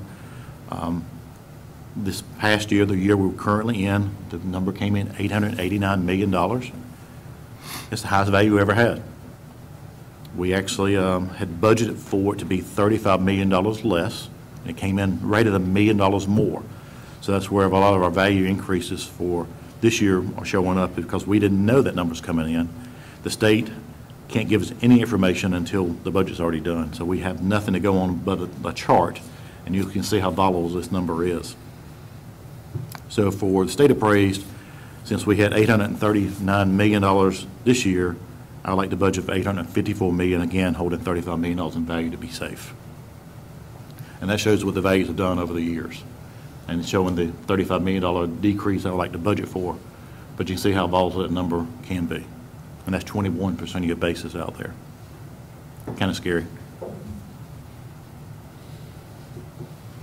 Then I like to add all the values together and kind of flatten this chart out and let you know where you're standing. It's pretty much a flat year. If we take the 4.154 that we're at right now, not what we budgeted. I'm sorry, we'll take where we budgeted and to where we are today at 4.206. This is where we are for the FY18. We were only low by 1.24%. So even holding at $35 million, we're off 1.25%.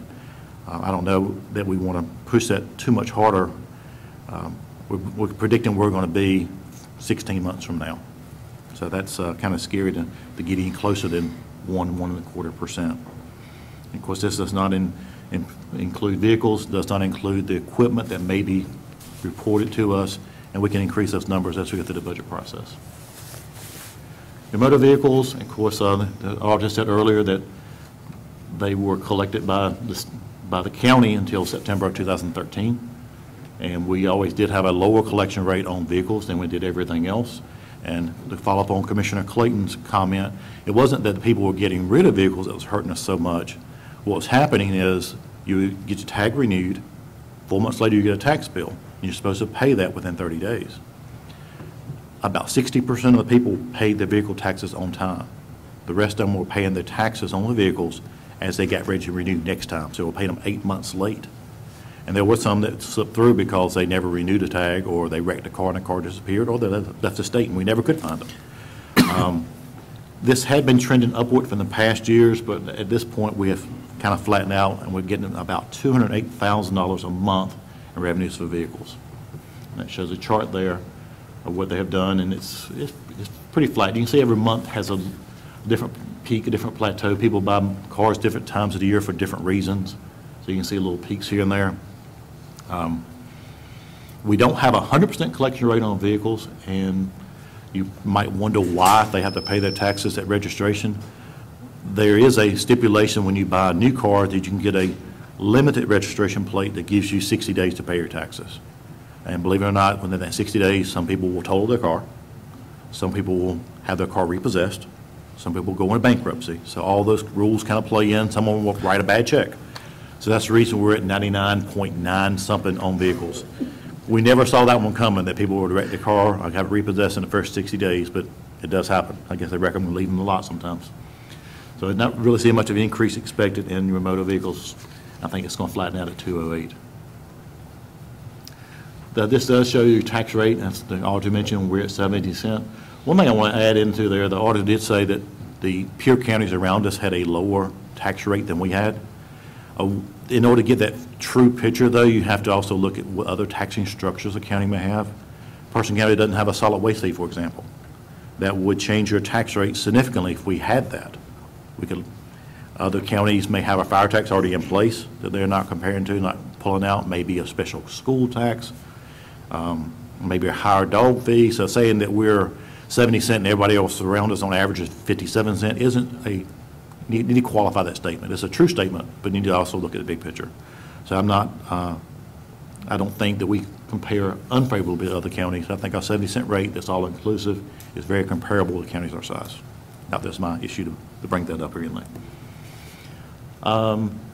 This is probably the slide that everyone focused on the most. So after all your budgets and all your levies are established, you try to figure out how much a penny on the tax rate will generate. And right now I've highlighted the 97.25. That's what we budget for this year. That's where we feel comfortable. If we ever bring in more than 97.25, which we quite often do, that money does help grow your fund balance and use some reserves for next year's budget. So 1 penny this year will bring in $445,023, and that's based on what's been reported now and holding at $35 million for the state appraised. Last year, that 1 penny was right at 436. So it shows the growth in the county has actually made the penny what brings in about $9,000 more per penny. If that's a good way of looking at it. That's all I have. That's a good penny, $9,000. Thank you, Russell. Thank you. Well, we're a little bit ahead of. I'll talk fast. Any questions on revenues or what you heard from Russell? Any follow-up information? Taxes, tax rate. I just want to point out, and one of the reasons I asked, Russell stated that he thought, in his opinion, we were about 80% residential on that growth rate. And one of the things that we have on the table is the 1/4% sales tax. And we also have the discussions about the fire tax. But one of the reasons people move to Person County is because of the tax rate. And we continue to talk about raising that tax rate, and that tax rate would impact that 80% growth that we saw.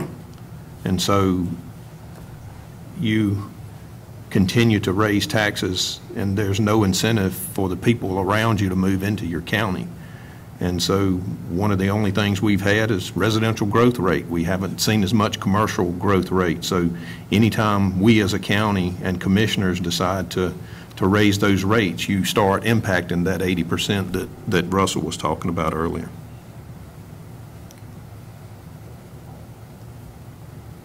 Anybody else? Any other questions? Thank you, Russell. So we're ahead. How about physical review and capital projects? Amy and Laura. giving you a lot of extra time. Sure. So just keep on. Hopefully, I won't use all of that time, but we'll try to get through this quickly. Commissioners, this presentation is basically similar in format to what you viewed at last year's retreat, with the exception of a new slide or two. Laura Jensen, who you know fills a dual role in my office as Assistant Finance Director and Budget Manager, she's going to be presenting results from a mid-year comparison on revenues as well as the status of our sales tax distribution. I'm going to provide a brief snapshot of where we are fiscally at mid-year for expenditures and offer two different comparisons this year, one by type and one by function. You know, comparing mid-year revenues and expenditures is often a good measurement of how you're doing fiscally, as well as a potential indicator of where things might fall at fiscal year end. I'll include a rough projection for fund balance levels and the reasons that we may see an increase by June the 30th. We are in a better position to reveal dollar impacts from capital improvement projects since these requests were received by all departments and agencies on January the 16th. And I'll also provide the current status of some major capital projects. I'll briefly touch on possible impacts to our debt service costs for next year. And in conclusion, I'll highlight some of the primary trends we are seeing now and projections going forward. This is intended, of course, to be very informal discussion, so please stop me or Laura as needed if you'd like some clarification or if you just want to generate some discussion. Laura, I'll hand it over to you. Okay. Well, the first look we're going to take today is at our revenues. This is comparing December 2016 to December 2017. So that is a one-year comparison where we were in the middle of each fiscal year. As you can see, we've had some increased revenue collections across the different categories of revenues. And I will take each one just going down and give you the story behind that increase. The first one is our ad valorem taxes. We've seen 3% increase from December to December. However, when I spoke with Russell about that increase, we feel it's a timing issue. People might have paid their taxes a little bit earlier than they did the previous fiscal year, so we don't really see that as an actual growth in property tax revenue, but just a timing issue of when the report was generated. And 3% is not that large, so I think that's really the story behind that. Sales tax is doing very well. We've had increased sales tax collections, and also included in this is occupancy tax collections. So that's been wonderful. In December of 2016, one of our hotels was undergoing major renovations, and so the night stays really declined while that hotel was doing their renovations, and so therefore occupancy tax also took a hit. What we've seen is a rebound this year. Once that hotel got back online, the occupancy tax collections are coming back.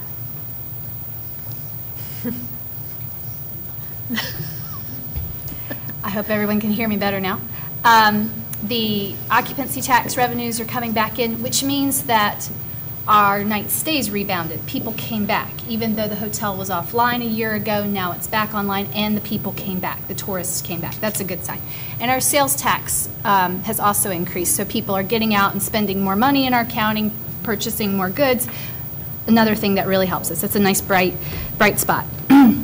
For fees and licenses, you've got 11.6% increase, which is wonderful. A big chunk of that, however, is EMS fees. And that, I think, is due to the new collections agency for EMS fees. Sometime last spring, I believe, we signed a new contract with a new collector. And so rather than saying, well, that means that EMS fees are up, EMS transports are up, in fact, for a few years, our EMS fees were really low. They were not where they should be. So this collection rate going up, that's really more of a righting of a ship rather than an increase in numbers. We're just getting back on track from a few years of really low collections. So it's a good sign, but we just need to keep it in context. The other fees that we've seen come in are transportation services. We've had more riders for PATS. And this also includes the Medicaid reimbursements for services at the health department. Across the board, we've had higher Medicaid reimbursements for health services. So that is also a positive for us. For state and federal funding, that's a 3.8% increase. Much of that is due to increased numbers of lottery projects for the school system. Lottery funds flow to our county. The schools complete the projects, and then on their behalf, we pay those bills using lottery funds. So we show that in our budget, but it's not really our money, it's the school's money that we help them manage when they're managing these lottery projects. So they have really taken the opportunity to do as many lottery projects as possible, and so I think that's great. I think we'll see that in the quality of our schools. Their buildings are going to look really great. There's about 13 projects out there right now, which is the most I've seen in 5 years. So I think that's wonderful. Those kids are going to have great schools when it's all done. And then last section is other revenues. That's up 8.2%. However, you see that the actual increase is $24,000. So 8.2 when you're in a small category like that seems like a lot, but it's really $24,000. But a large story there is the Cardinal Innovations reimbursement that we got earlier this fiscal year due to some unspent mental health monies from previous fiscal years. And so that money can then be reinvested in other mental health care and services for our community. We also saw increased state inmate reimbursement. Let me ask a quick question. You mentioned that Cardinal money.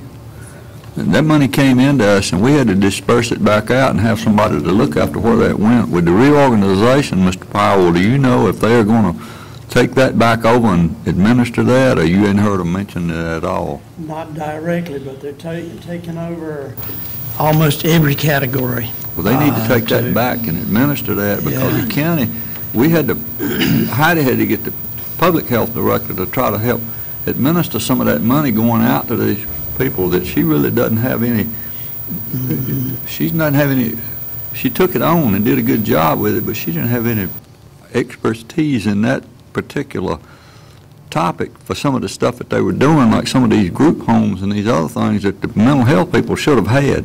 They should have never, we gave them the money, they gave it back, but not really gave it back. They gave it back with strings attached, that we had to spend it the way that it was supposed to be spent, and I think mental health ought to look after that.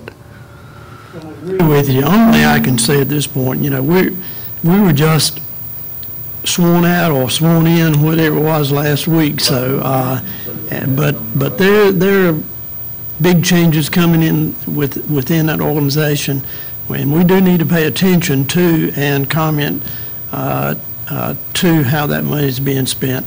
And one of those big things was the community investment. They had hoarded that money, put that money aside, and they weren't using it for its intended purposes. That has been released, and that's an example of how this organization is changing, but it's there are big changes in order there. But even down to no more alcohol at meetings. We can't get drunk anymore. So, no, I'm just kidding. But there are big changes, Jimmy, and that board really. I mentioned that because I wanted you to be sure to have that on your radar when you go. Because oh yeah, keep asking the question, and I'll keep forwarding to it. And so that was the end of the just look at the mid-year comparison of December 2016 to December 2017. And so that all of those together evened out, it's about a 5% increase across the board. So that's a good thing for us. We always like to see increases rather than decreases, but really your fees and your sales tax are your real bright spots there. All right, and this is a further look at the sales tax collections for the year. This is, over time, you can see that around the time of the recession, we had a high, and we are now over our 2009 maximum sales tax collection. So I think it's great when you look at a history of sales tax, you can see kind of how the economy has rebounded and how people's spending patterns have changed. So we are up 7% for the first 4 months of this fiscal year compared to last year. And so I'm anticipating an increase of $530,000 in our sales tax collection. So it's a real bright spot, and I think that we have a lot to be thankful for, that we have this increased revenue to use for other projects. I think part of that, too, is from the sales tax, the recent sales tax expansion. Actually, it's all been evened out. Oh, has it? Yeah, Okay. that Okay. blip with the sales tax is actually evened out between the two. So you actually, when you look at all the different articles, you can actually track the individual articles of sales tax. The state gets real detailed in their reports. And so where our sales tax expansion got bigger, other areas got smaller. So overall, the pie, or the distribution got bigger, but it was a combination of different factors. And really, the expansion, while it's been great for us, that's not been the whole story. And in fact, I was telling Amy the other day, if you look at the actual estimates that the state gave for that sales tax expansion, what we were to get, they estimated that we were to get $600,000 from that sales tax expansion. We ended up getting like $360,000. So we were nowhere where the state was saying we would be a few years ago. So overall, one got bigger, one got smaller, but over time we did grow, and we're over $8.1 million now. They give it and take it away. Oh, yes, that is always the story. They also like to over-exaggerate our estimates. That has always been the case for sales tax. It Yeah. never comes into what they say that Person County's going to get. So, it's just a guess, but it seems like we always come in under, so that's why we always conservatively estimate sales tax, because we cannot bet on the state's estimates that that's what we're actually going to get. Yeah, and a few years ago, the board at the time, when that sales tax expansion happened a few years ago, the board at the time voted to not dedicate that money until we actually knew what came in, which was really the smart thing to do in hindsight. So I'm glad that we did that. What about the Amazon and all of those type companies? Is this contributing to any of the increase? Definitely, because Amazon has to collect sales tax now for North Carolina and distribute it. And so, yes, you can see that online sales, because big retailers like Amazon are now working with the North Carolina Department of Revenue to collect that money and report it. We definitely are benefiting from that. I'll add too, the National Association of Counties is working on trying to get that passed to Congress, to where all these internet companies will start paying. Some, like Amazon and stuff, have voluntarily come on and start collecting it, but several still aren't. And so that is a goal of the National Association of Counties, is to get that passed. And while we're on the screen, I just want to point out that I've been contacted by quite a few people from the Roxbury Area Merchants Association that's indicating that if the 1/4% sales tax goes through, that they are not happy with our motion to put it on the ballot. Number one, they feel like we, as a county, benefit from having that 1/4% difference between the surrounding counties. And I've been contacted by quite a few of those merchants that weren't happy with that. So I just want to make the board aware that I have been getting emails concerning it. I've been contacted by the same people. As I gave a statement regarding my position on it, is we're having all options on the table. I mean, I think we'll later get into it. The priority this year, the volunteer fire departments. And so where do we find funding from? And I've got a lot of phone calls, probably more since we had property revow several years ago, talking about their concerns about increasing property taxes. So it's just all across the board, but it's just my opinion is it's on the table. The voters will have a say-so in it. Any other comments or questions about revenues? All right, thank you, Laura. Okay, let's take a similar look at expenditures. This first slide that I have on expenditures is a mid-year comparison by type of expenditure. The 5 major categories presented include personnel, operating, capital, debt service, and transfers to other funds, which is the general fund support to the other, like, major capital funds. Personnel, of course, includes salary and benefit cost for all county employees. Most all personnel cost areas are showing a reduction due to the large number of vacancies in various departments that we have had. Salaries and wages are down by $79,000, overtime's down by $66,000. On-call is 401K and Social Security, each of those are down by $8,000. However, there are some exceptions that include increases, which is in workers' comp by $101,000. Group hospital insurance is up by $83,000 and part-time for $47,000.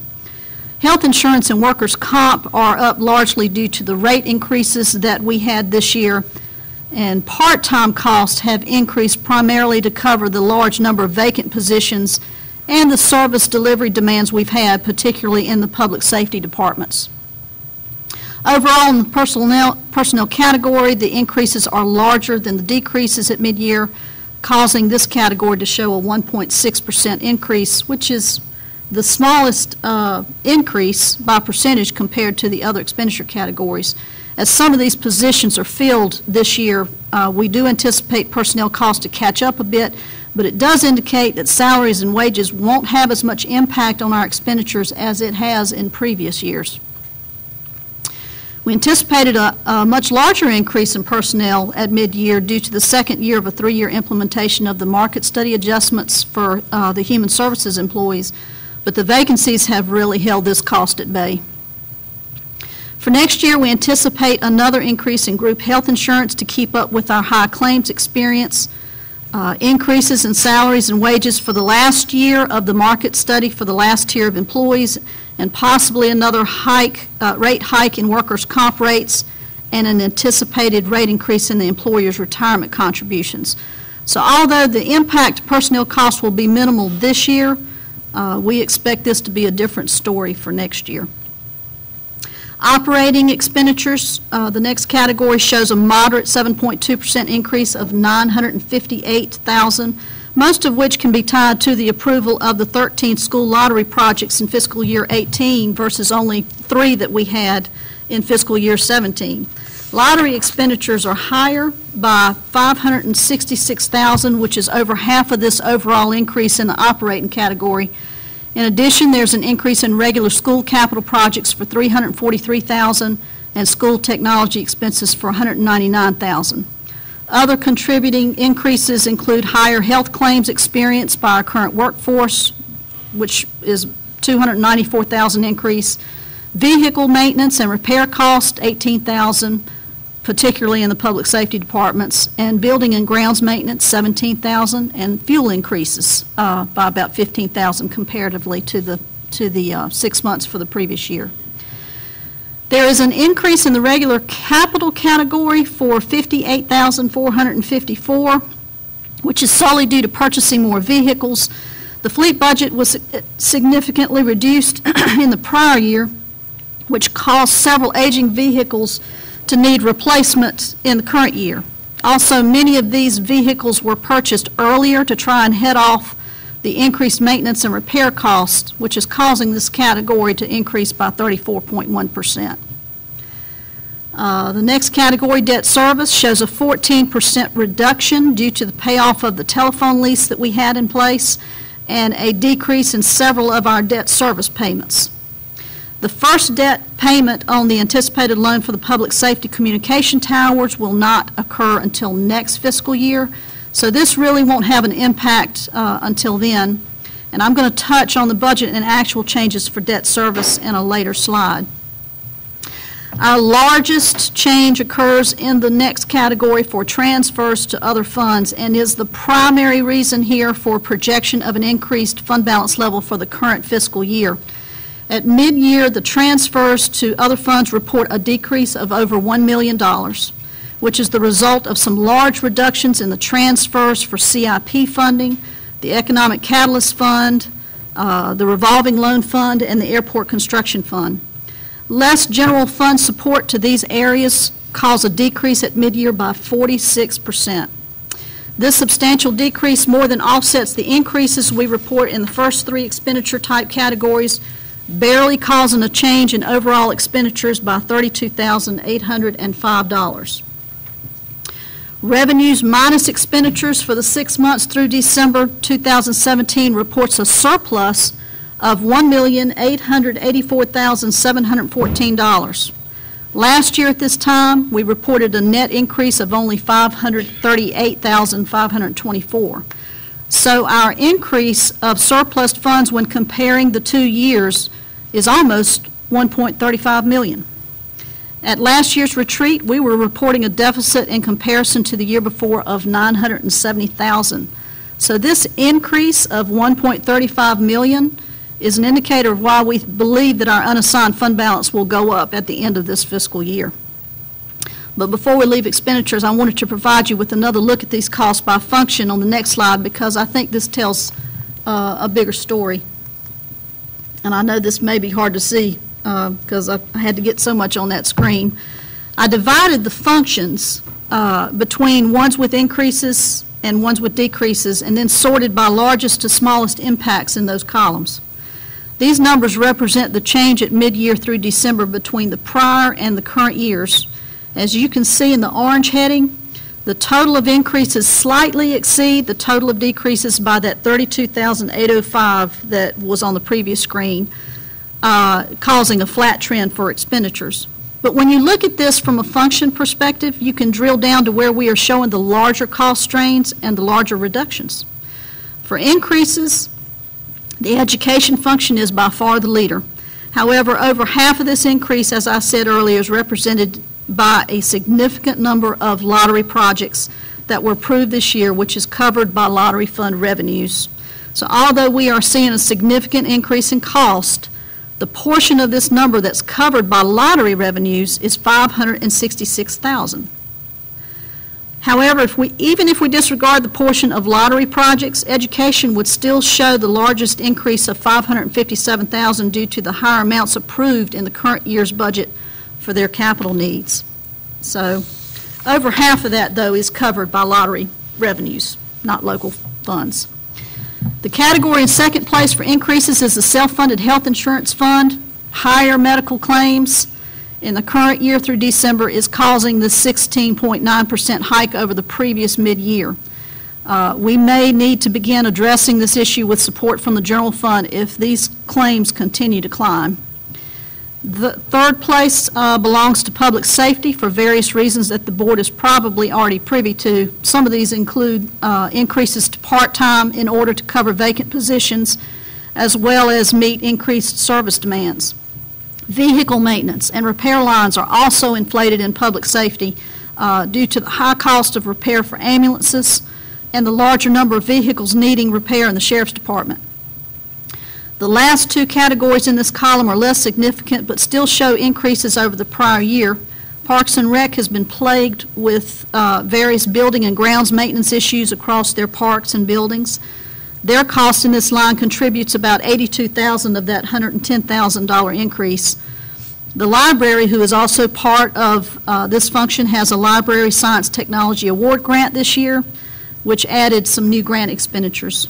Several departments in the economic development category, which includes planning and zoning and GIS, went through some staff transitions this year that caused a small increase of $5,474, mostly in part-time, to be reported over the previous year.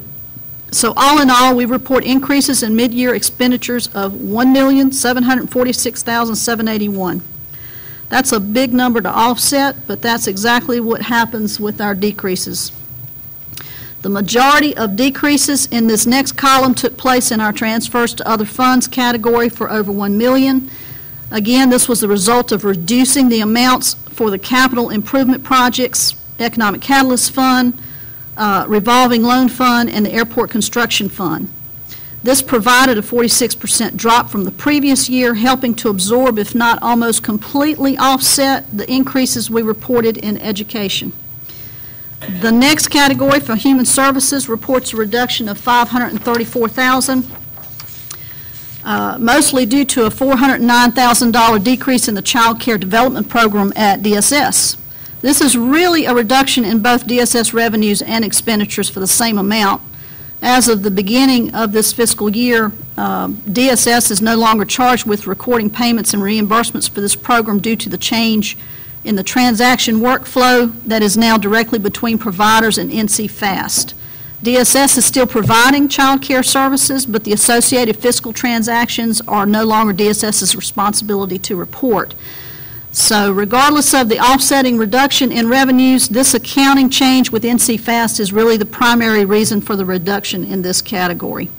The other decrease for human services is showing up in the health department for $203,000 as a result of the large number of vacant positions that are not being filled. Debt service comes in third for decreases for $147,000 due to the payoff of the telephone system lease in fiscal year 17 and the lower scheduled debt payments for the current year. The PATS fleet hasn't incurred as much cost in vehicle maintenance as they did before, causing a small decrease in transportation for $5,519. General government's expenditures are holding almost flat through mid-year, except for a minor reduction in elections part-time and the lapse from a vacant position in IT. Environmental protection shows a small decrease in the landfill management department due to having a few less expenditures for the old landfill closure maintenance. And total decreases in mid-year expenditures are $1,713,976. Netting that small surplus with the increase for $32,805. So the story here is that even though we show a flat change in expenditures at mid-year, we still have some challenges in a few expenditure areas that could have negative impacts going forward, such as in our self-funded health insurance fund with the inflated claims and in our public safety departments. Education will also continue to be an area of concern as they face additional state budgetary issues. CIP will likely increase next year to accommodate the county's fiber project and other capital projects, so we may not be able to offset these other functional expenditures next year with the reduction in transfers as we were able to do this year. Any question about expenditures? The ambulances that we got the loan for, were they in CIP or they were separate into the vehicle replacement? And if so, how many years were they out? So my understanding is that we're looking at a loan for 3 ambulances, right? So currently, none of that is reflected in here because that decision hasn't been made yet. So we don't have any ambulance costs, nothing here that's causing these impacts. Okay. Does that answer your question? That cost wouldn't be in the CIP that for the ambulances. The debt, it's going to, that debt, if we go into debt for those ambulances, that will become an increase to our debt. Or looking into healthcare brokers like we've done in the last several years? No, we did. This is our first full year with our new brokers. Yeah. And I can't remember, but I think we signed maybe a 2-year commitment with them so that we didn't have to go to market every year. I think that's correct. I will check into that.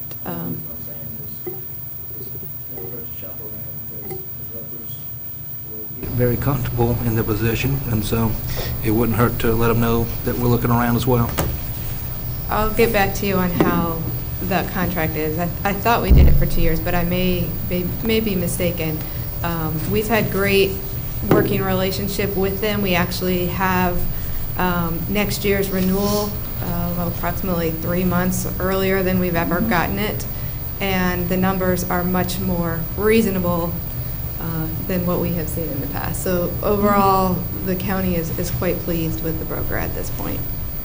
But I'll get back to you on that. Also mentioned the public health vacancies for Chairman Kendrick, who sits on the Board of Health. I know that was a discussion at their meeting. That has come about from our study that we have started with the number of vacancies that we have been budgeting for, and you will have that decrease of $203,000 approximately coming to you at your next budget amendment to help free up some of that tied up money. Self-funded health insurance fund, it's up 16.9%. Are those claims related to our employees or the dependents, or is it reflective of an aging workforce? Or we just happen to get I think you could say it's all three. I'll three. take that Yes. one, yeah. So all of the above. Claims are, 17% at mid-year, so you could assume that that number is only growing.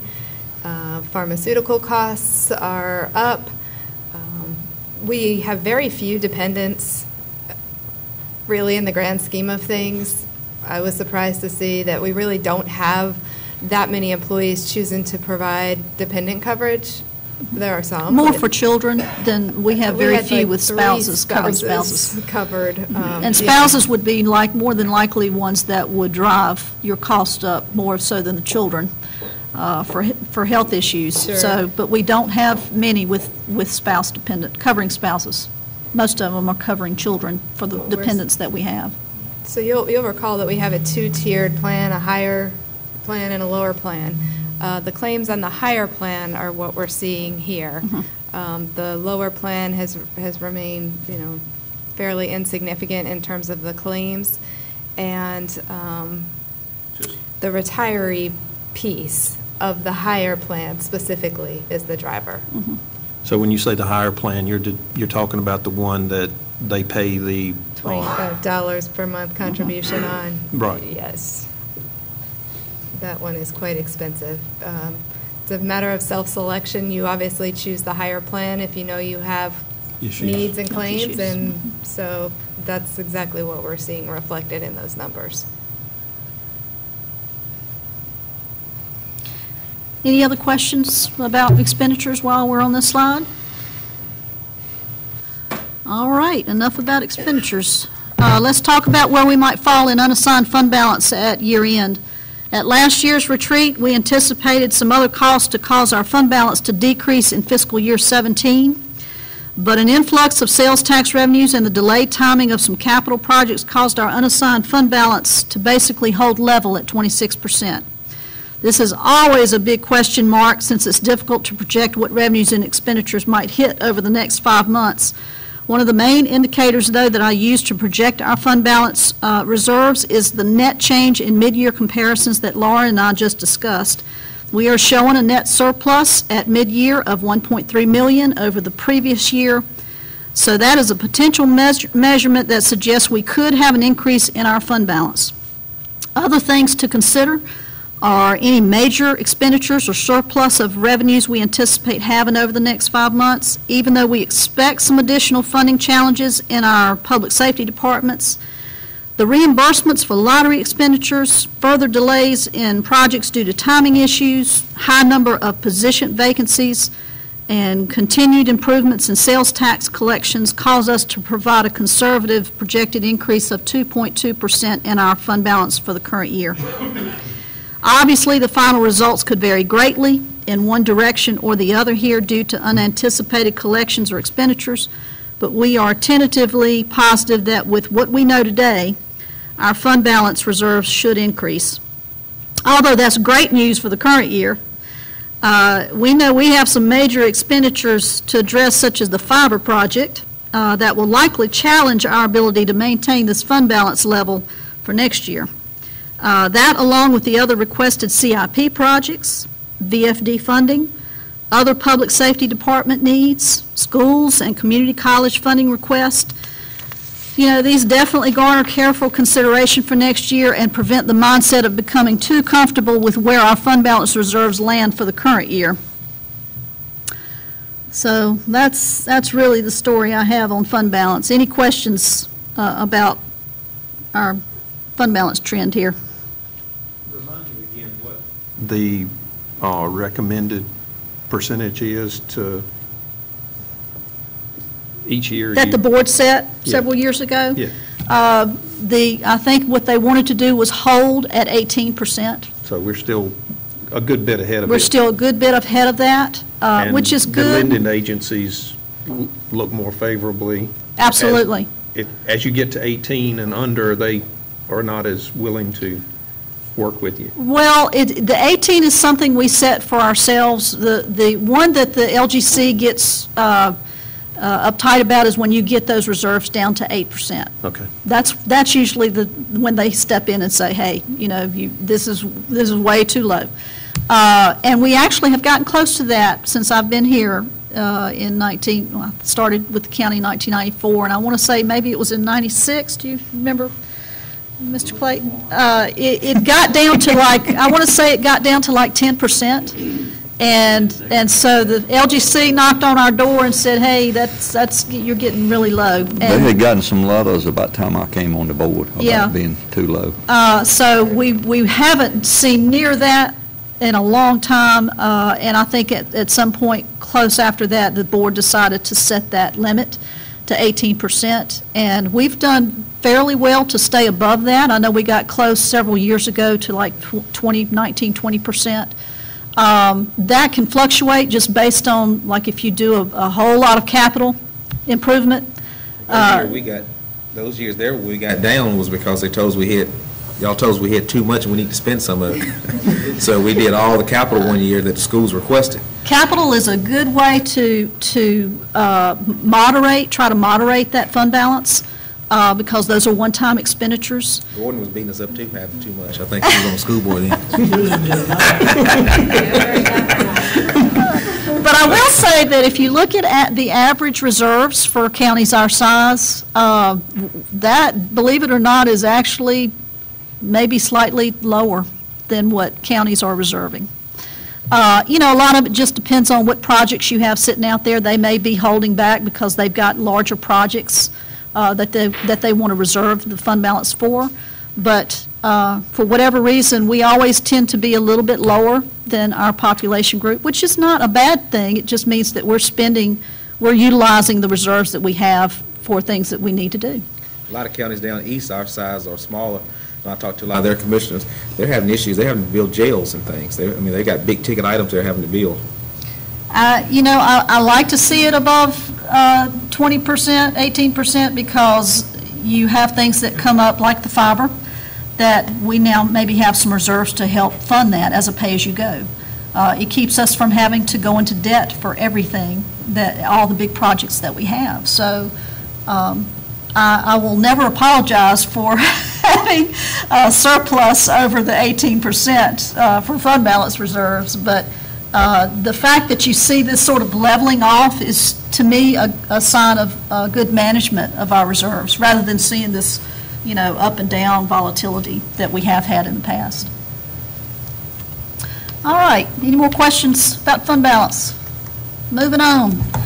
The next slide includes the dollar amount of capital improvement project requests from county departments, public schools, and PCC.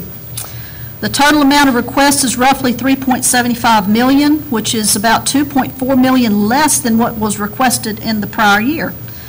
The CIP projects approved for the current year required a fund balance appropriation of $1.7 million compared to the $2.1 million in the prior year. That $457,000 reduction is contributing towards the large decrease in transfers to other funds that I mentioned earlier. County projects requested for next year for $2.2 million encompass the fiber infrastructure project, which makes up about $1.4 million of that total. Other requested county projects include this year more roofing improvements, replacement of elevator components in the county office building, HVAC updates in Parks and Rec buildings, IT system backup servers, an interior renovation at the public library, light replacements at various parks, seat upgrades at the Kirby, and bleacher replacements at Huck Sansbury Park. Requests from the schools decreased by $2.4 million, coming in at $1.17 million, and includes several HVAC upgrades at various schools, a fire alarm system upgrade at Southern Middle School, interior painting at Earl Bratcher, window replacements at Woodland, and a roofing replacement at the Early Intervention Center. The most expensive of the school requested projects so far was the window replacements at Woodland for $313,000. Some of the Northern Middle School project requests were stripped from the CIP and will be included in the public safety tower financing as collateral for the loan. So that's why you're seeing some of that reduction in the school's request. PCC CIP request came in at a substantial reduction of $2.4 million from the prior year. However, some of their projects are in the early planning stages, so we may have more to come once they obtain some additional information. The ones that have been requested so far include the main power switch replacement that we were talking about earlier, a pod building for their early college students, replacement of their telephone system, and roofing for the campus walkways. At this time, the telephone system is their most expensive request for $153,000. However, they are investigating some lease options that may help to alleviate cost in 1 year. Another project that they have not been able to solidify cost for due to staffing transitions is a computer server room renovation. If they are able to get some firmer costs in the near future, this one may be added to their request as well. So any questions on CIP requests so far? I will just say one thing quickly about the early college pod. The cost is $102,000, but there's also a $78,000 per year lease payment over 4 years. So it's more significant than that $102,000 that you're seeing in the CIP request. Thank you, Sybil. Good point. All right. Moving on. Years ago, when we first looked at that, Sam Kennington had found a used pod, I think at that time in Statesville. Had that been looked at, did they look into that, or is this, I assume, was a new? This is a new pod. Those used pods were 15, 16, 17 years old and were to be transported from Iredell County to Person County. And I don't know how much of those buildings would be left on the roadside on the way here. So it was not a viable option. Yeah. Didn't make any sense at all to do that. They transfer manufactured homes all the time up on 501 and 40. 15, 20-year-old buildings. So just quick back of the napkin calculation, that pod, if you include those lease payment costs, it's more like $415,000 for the total cost. Yeah. To be spread out over the next. Right, but it would be 4 spread years. out. So. When we were having this discussion about the pods with the former president over there, I did some checking around with local contractors, and in discussions with them, if you look at $400,000, we could put in a concrete slab, metal frame building a lot cheaper than what the $400,000 was, and use local contractors to do it. So I would just impress upon the board that if we get into talks even more significant concern in this, that they do a little bit of studies themselves, talking to the local contractors about what we could do. I know the former president didn't like the idea of having a metal frame building, but you can always put a brick fascia on it and still come out cheaper than the pods. Isn't that what the newest building is down there now? Yeah. We met the other week? Public partnership.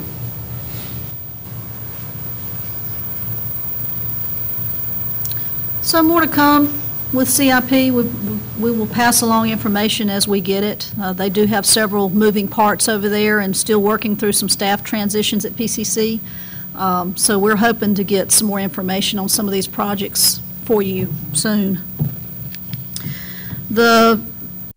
Let's move on to these three major capital projects. This first one is the Public Safety Communication System upgrade.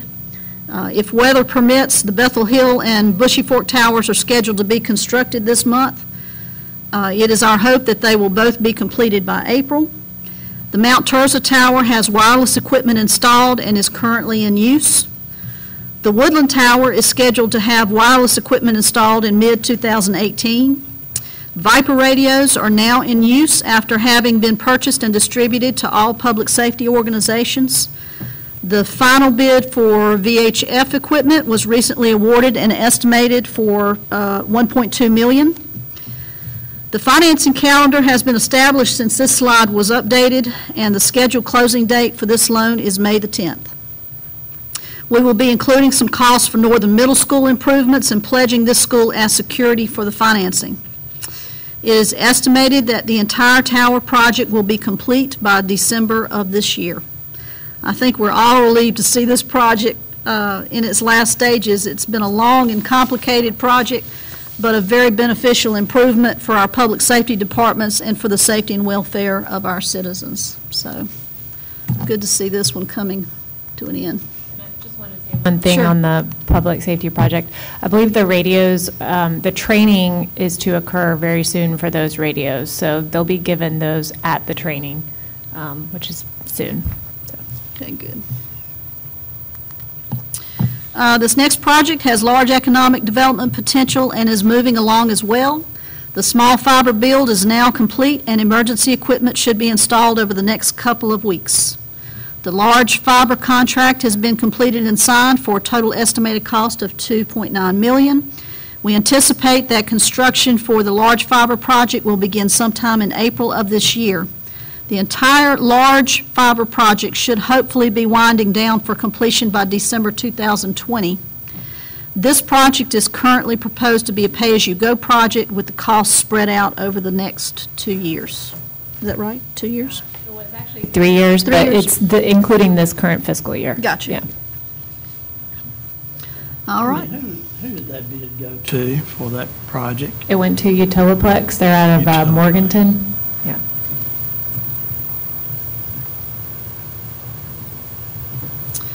All right. The next project was the result of a grant opportunity from the NC Department of Transportation to extend the county's airport runway from 6,005 to approximately 7,000 feet. This would also include the construction of an adjoining taxiway and the relocation of Cates Mill Road, which would be affected by the extension. This is a project that has been on the DOT's radar for quite a while, but pushed up on the priority list last year, which prompted the board to approve a matching commitment of $1.01 million in June 2017. It was initially estimated that this project would cost $11.23 million, but that estimate has grown to $18 million. At this time, the project is included in the FAA's master plan and is pending their approval. It is my understanding that we will be seeking additional funding from the FAA so that we may see this project through its completion. To assist with the local match appropriated last June, the board did agree to repurpose $800,000 in the CIP that was initially designated for a new airport hangar. Obviously, this project has significant economic potential and is expected to have a positive annual impact to the county in both jobs and economic growth. I want to publicly say something about the Carter Regional Council of the RPO. That's the Regional Transportation Group. It includes Person and Granville and actually part of Durham, but our local one supported these projects for Person County. And when we voted on those things over there, you had people from Franklin County and Warren County and Vance and Granville and Person counties all agreeing on these projects. And of course, now we agreed to their projects as well. But I'm on that board, and I want to express appreciation because without their support, the project probably wouldn't have gotten through. And you've got to have your local groups agreeing to that. So, we've got two big projects. One's the airport, one's the boulevard, but they're all transportation money. And some of the mass transit money that they spend up north, they spend on things like airports down here because we don't have mass transit. So that's how some of your federal dollars get back. But, I just want to express our appreciation to the other guys over there at the Carter Group for supporting this. I call it the Carter Group. It's really the Regional Transportation Group, and I appreciate that. I don't know, let's see, the city, I don't know whether the city has appointed anybody to that now, but Henry Daniel was on that before. Of course, he got off the board, but, I think it's Tim. and I want to go, I think Tim's been appointed to it. Tim's on the Carter. I don't know who's in the RPO. I'm assuming he'll be on that. I want to go back to the tower thing for just a second. Sure. I understand that the Highway Patrol and the Department of Transportation or somebody over there in that department, probably the Public Safety, doesn't want to hang certain facilities on the towers, and I think the Highway Patrol built a tower at Mount Tirzah. And I think that we need to get one of you, I want to get partisan now, one of you Republicans that know Yarber really well, talk to him to go to the Department of Public Safety and try to get them to change this policy. I know it's been changed in some other counties, but we need to contract with somebody like, or allow them to come in here. If they want to put something like a Verizon on that tower down there to help the people in that area down there. When you pop over that hill at Hollow Ridge Grocery, you're out of touch with cell phones until you get somewhere else, probably in Granville County. But so that's a real need. But if you know, if you can, I said something to Yarber at the coffee hour the other day about it, but if you could, I think you're pretty good buddies with him. Talk to him about that and ask him if he can talk to somebody over there that'll try to help us with that, getting them to relent a little bit on that. I think every time we ask an administrative person to that, we get the bureaucratic answer, well, we're not going to change. Well, if the legislature tells them to change it, they will. And so somebody in the legislature prodding them along, I think will help. So if one of you all would contact him, particularly about that area from Mount Tirzah, I would greatly appreciate it. And I'll say something to the senator, but he doesn't have the clout that the majority does. Maybe Heidi could check too with the manager of Granville County, because that's who told me, one of the commissioners in Granville County, that they relinquished that state-built tower to the county. So I don't know. Now that you could, that's what he said to us. So maybe you could check with follow up with the county manager and see what that process was, or if that happened. At one point, and it wasn't a simple answer. Let me go back and look. I'll email you his response. Thanks, Jimmy. I'll touch base with Larry. All right. Done with capital projects. This next slide is a summary of our debt service costs going into fiscal year 19. Our actual cost for the current debt will go down by $207,952, but we'll also be adding new debt for the public safety communication towers and Northern Middle School improvements project. We are estimating an overall increase in actual debt service for $161,318 for next year. However, from a budget perspective, we should be able to decrease our debt service budget by $207,952 since we budgeted for the public safety communication project debt in the current year that won't actually be paid until the next year. The only recent development that could alter this result is if the board approves the interest-free loan from Piedmont Electric for the purchase of 3 ambulances and turnout gear. If the board decides to move forward with this loan, then our actual and budget results would be impacted by the first debt payment for the ambulances next year. Also, please keep in mind that the debt for the towers may be higher than estimated depending on the terms we are able to negotiate and the rates that are offered at that time.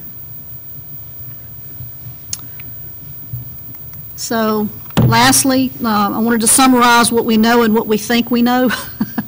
Revenues are doing well, but may be a little overstated due to the timing differences between the 2 years of when property tax is recognized. Sales tax is still coming in strong and estimated to increase by 7% over the prior year. Expenditures are reporting flat overall, but the detail by function highlights elevated medical claims and public safety department cost strains due to higher demands in service delivery. Other expense challenges show up in EMS due to the loss of personnel resources compounded with higher call volume. And current revenue expenditure trends suggest that the county will see a moderate increase in the unassigned fund balance. Approximately $3.75 million in CIP requests have been received and will need to be considered for next year. Large projects are in various stages of development and completion, but all could generate positive impacts and great investment return. And lastly, we are estimating an increase in our actual debt service payments for next year with the new Tower Northern Middle School project debt, but expect an overall reduction in budgeted debt service expenditures. So all in all, a positive financial outcome for the current year, but a lot of uncertainties and issues to consider for next year. Any questions or comments or?